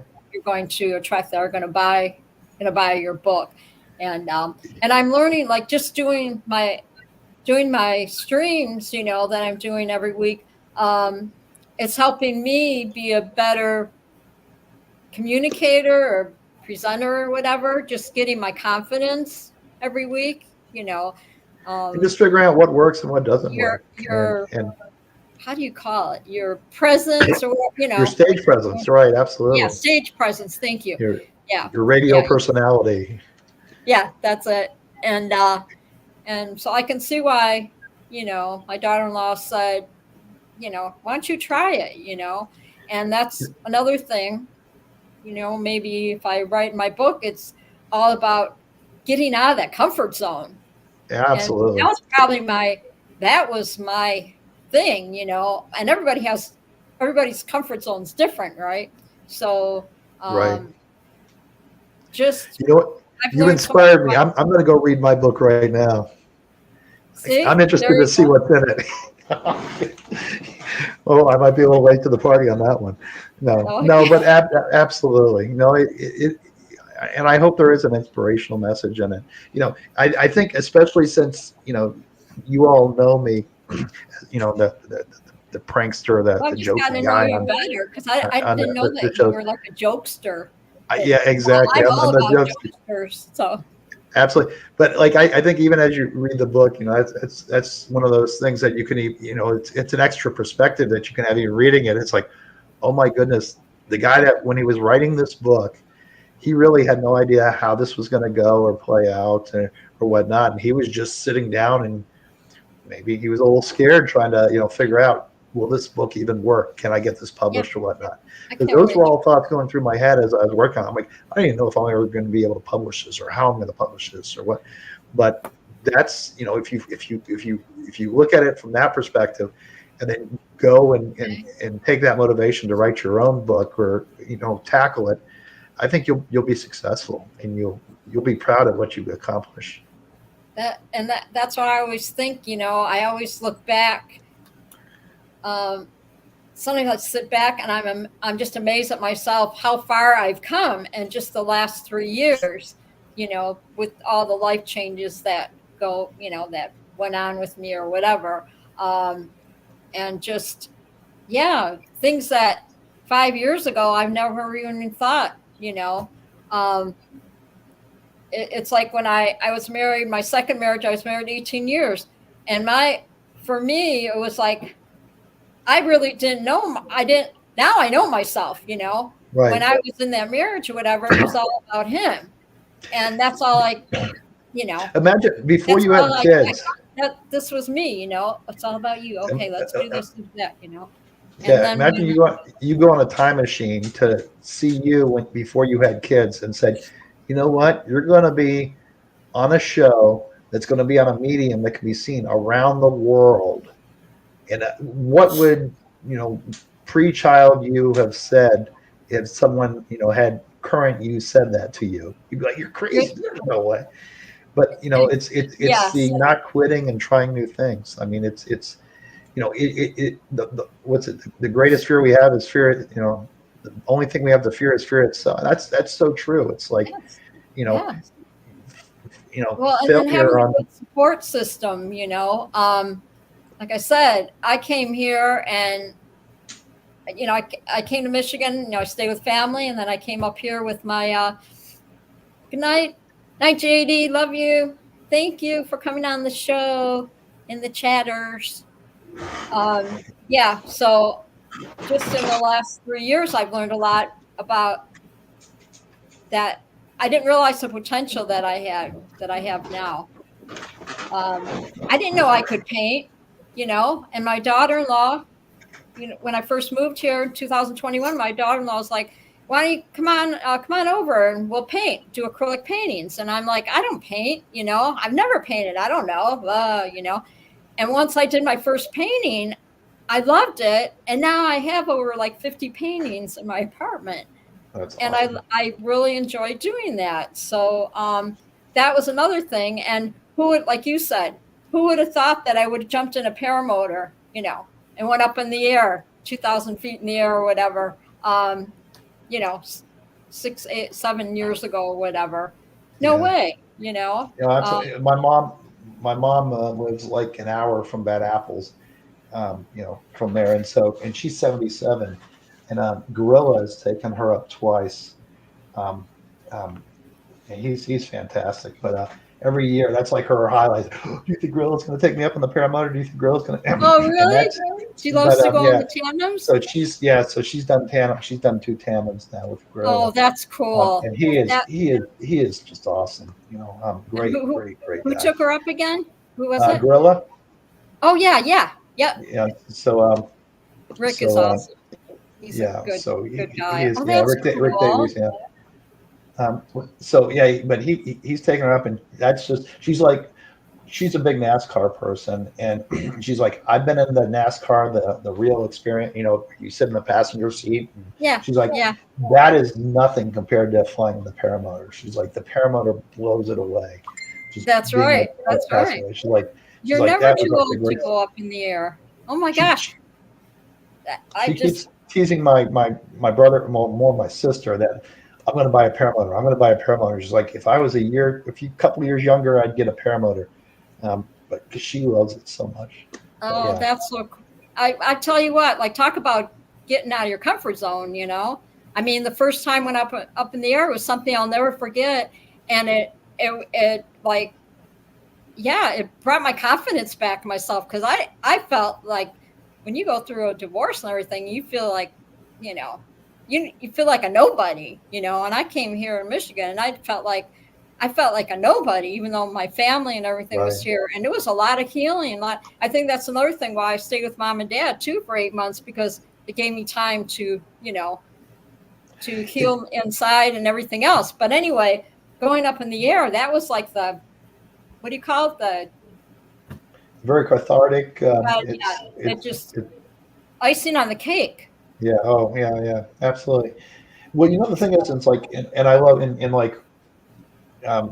love so I love watching the flying videos because you watch people fly and stuff like that. But then the other aspect I love is like the human spirit, like Stephen Menti. You know, we talk about how you know, like if you watch like his early videos, they were dark, you know, as far as what he was going through in life and stuff like that. And you know, it's like paramotoring, just the flying and the confidence he got from that saved him. And if you look at like I don't even really know her, but I know her through Aviator and whatnot.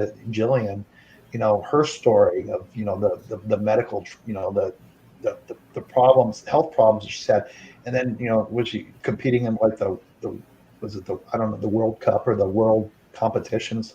You've got like so many people that are in the sport that have these just fantastic stories that it's like I was at the bottom of the barrel, or it was a tough life, or my health wasn't good, or whatever. And then you look at them now and they're like, how could that story even tie to this person? Because this person is like so insanely awesome as far as what they accomplish, you know. Look at Kramer. Look at Kramer. Like I said, Kramer could write a book. Her story, you know, it's just, yeah, I've learned so much. Like I said, I've learned so much about myself, and then just starting to do this, you know, my streaming, and I just enjoy. Yeah, I followed everybody how many years, you know, and everything, and then working with on PPG Grandpa, you know, on his show, that helped me out a lot as far as bringing my confidence and all that, and now doing this at my age, you know, like I'm 69 years old now. This keeps me busy, and it's all about keeping your mind busy. And that's why another thing too, I started walking. I do my walks like 3 times a week, and I push myself, you know, and because they say the walking mentally, it's good for you, you know. So I've just been trying to really keep focused, you know, on the positive. Positive things. So yeah, and I think conquering things like the flying and whatnot, like you look at like, you know, Sean, like the PPG Grandpa, or you look at Anthony Vella and stuff like that. It's like these are people that, you know, for all, you know, intents and purposes, they could be. I mean, they could pack it in and be psychologically defeated for the rest of their lives. But the fact that they conquered flying and it strengthened their character and strengthened their spirit and whatnot. Like, isn't that amazing? You know, Sean, like, yeah, like even after the crash, as he was rehabbing, and Anthony, as you watch him after, it's like, Sure. oh my goodness, he was that close to be taken from us, and from his family. Yeah. And now, Yeah. it's like just the spirit and perseverance and just the ability. So it's so inspiring. There's so many Yeah. great stories within the paramotoring community. I look That's at like, Jade too, Jade yeah. inspires me, you know, Oh, absolutely. just what she's been through and all that. And, they're Jade and Eric are family, it's not, we're not any friends anymore. They're like, I call them my extended family. And now I added Dewey's, to it. But, Right. anyway, it's 10 o'clock, but I Well, really enjoyed this tonight, Greg. And I didn't know I you're was going welcome to talk for back 2 hours. anytime to hang with us, You made it easy. Oh no, you made it easy. You did. Yeah. You made it easy. Absolutely. Easy for me and all that stuff. But I had to dust off the camera and stuff, so, and the mic. So, but it was a lot of fun. So thank you. Oh no, thank you. And I'm going to make sure that you all get his book, buy his book, get on Amazon, buy that book. I'm going to order one for sure. Yep. There you go. The HR. Transforming. My camera. Let me. Yeah, Let's and see. then Let me find that sweet spot. I can't find. Oh, you know what? I got the blur going right now, so it may be transforming HR. I'm Let's see. excited for you. I mean, like I said, I learned so much about what your book entails and everything, and I think a lot of people are gonna, I think a lot of people are gonna listen to this. And like I said, I'm always trying to get guests on that. People like you, they have different professions and they can share their hobbies or share different things besides, paramoting or whatever. And that's why I called Lindy's Treehouse, right? So that we get together every week and you just talk about life.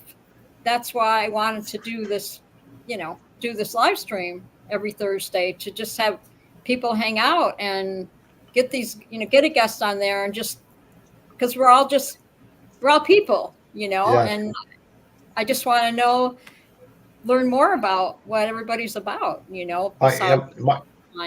Thursday used to be a busy night for me with my kids' sports and all that stuff, but it's kind of I've been lucky these last few weeks, and so I was like, oh, I got a chance to jump on. So, well, whenever I jump on, I try. I really appreciate you, coming on tonight. And I learned a lot, and I really enjoyed it. This was great. And Kramer, I'd be lost without my Kramer girl helping me every week. And Kramer's the glue that keeps it all together.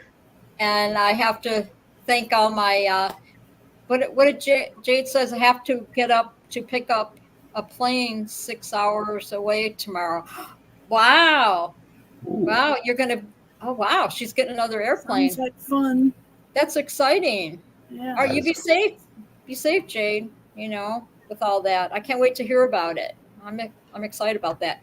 We might have to get JD on here and be a guest one night. Wouldn't that be fun? That would be awesome. Her and Eric, and they can talk about talk about aviation.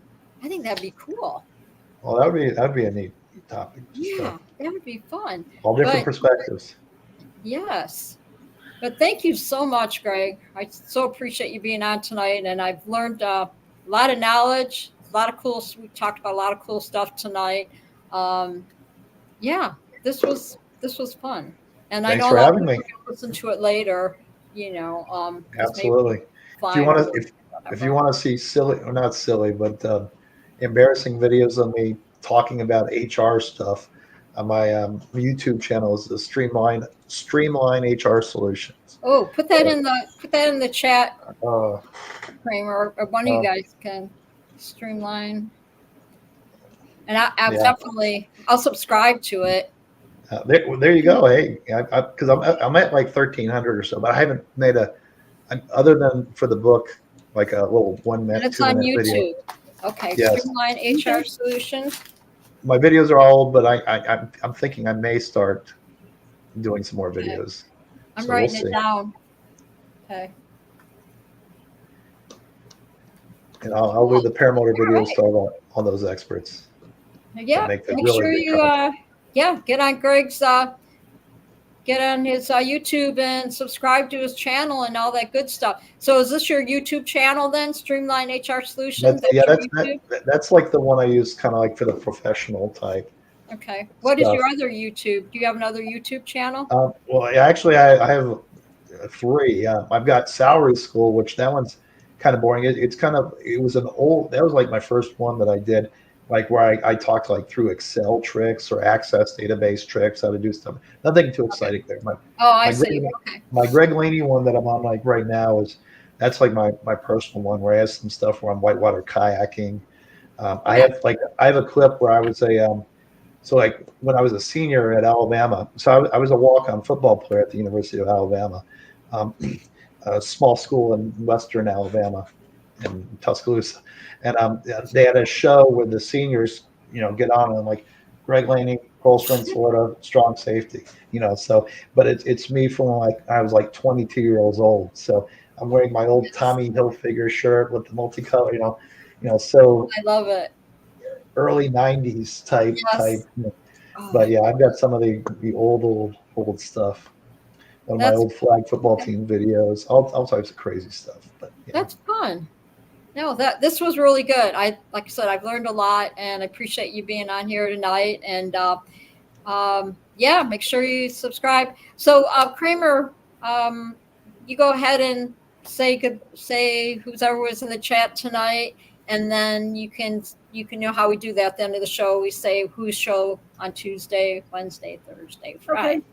Okay. We're down to 4, and I think we're 3 of them, so there's only one person left. But those who were here were Deweese, Will Fly, Jade, Kim, Bill H, Tony Marzano, Scuba, John Wayne, Charlie Walsh. Perry stopped in to hide from a Russian girl.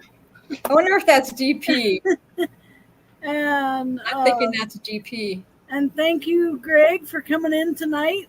Make sure on Tuesday. Well, see, tomorrow's Friday. Tomorrow's Friday. Yes. Watch Scuba Vapes on Scuba's channel, and then on Tuesday we can see the Tuesday night hangout with Will Fly and Shaney. Never Trust a Skinny Chef Shane and Nick. Cupcake Krista and Nick J. And then Wednesday we'll get to see Jade on Just Wanna Fly. This might be her off week, but she's getting home. So she was on vacation, so maybe she'll do it this week. Yeah, I'm gonna have to get her on and talk about their vacation and stuff. Yeah. So thank you everybody for stopping in. We had a hard count of 10 people in the chat, and we got 12 likes. I'll take it. So thanks everybody for hitting that thumbs up. Yes, and subscribe. Yeah, hit like, subscribe to my channel. I'm trying to get 100 subscribers by the end of the year. I guess I was going to say the end of the summer, but fall is right around the corner. But people are going to be listening to this or whatever. You're getting closer. I have 83 right now. So yeah, but it's funny because like once you get 100, the next thing you know, you blink and you'll have 125, and then that's how it starts. Oh, is that what it is? Okay, yeah. So I know I'll get there. It's slow as molasses at first, and then you just kind of it's logarithmic. It just kind of takes off. Yeah. I had to get my family all subscribed first and kind of build it, like you said, build it up. And the close friends get in there. So this was super fun. I really, really enjoyed this, and I want to thank my chatters again. Thank you so much. Much love.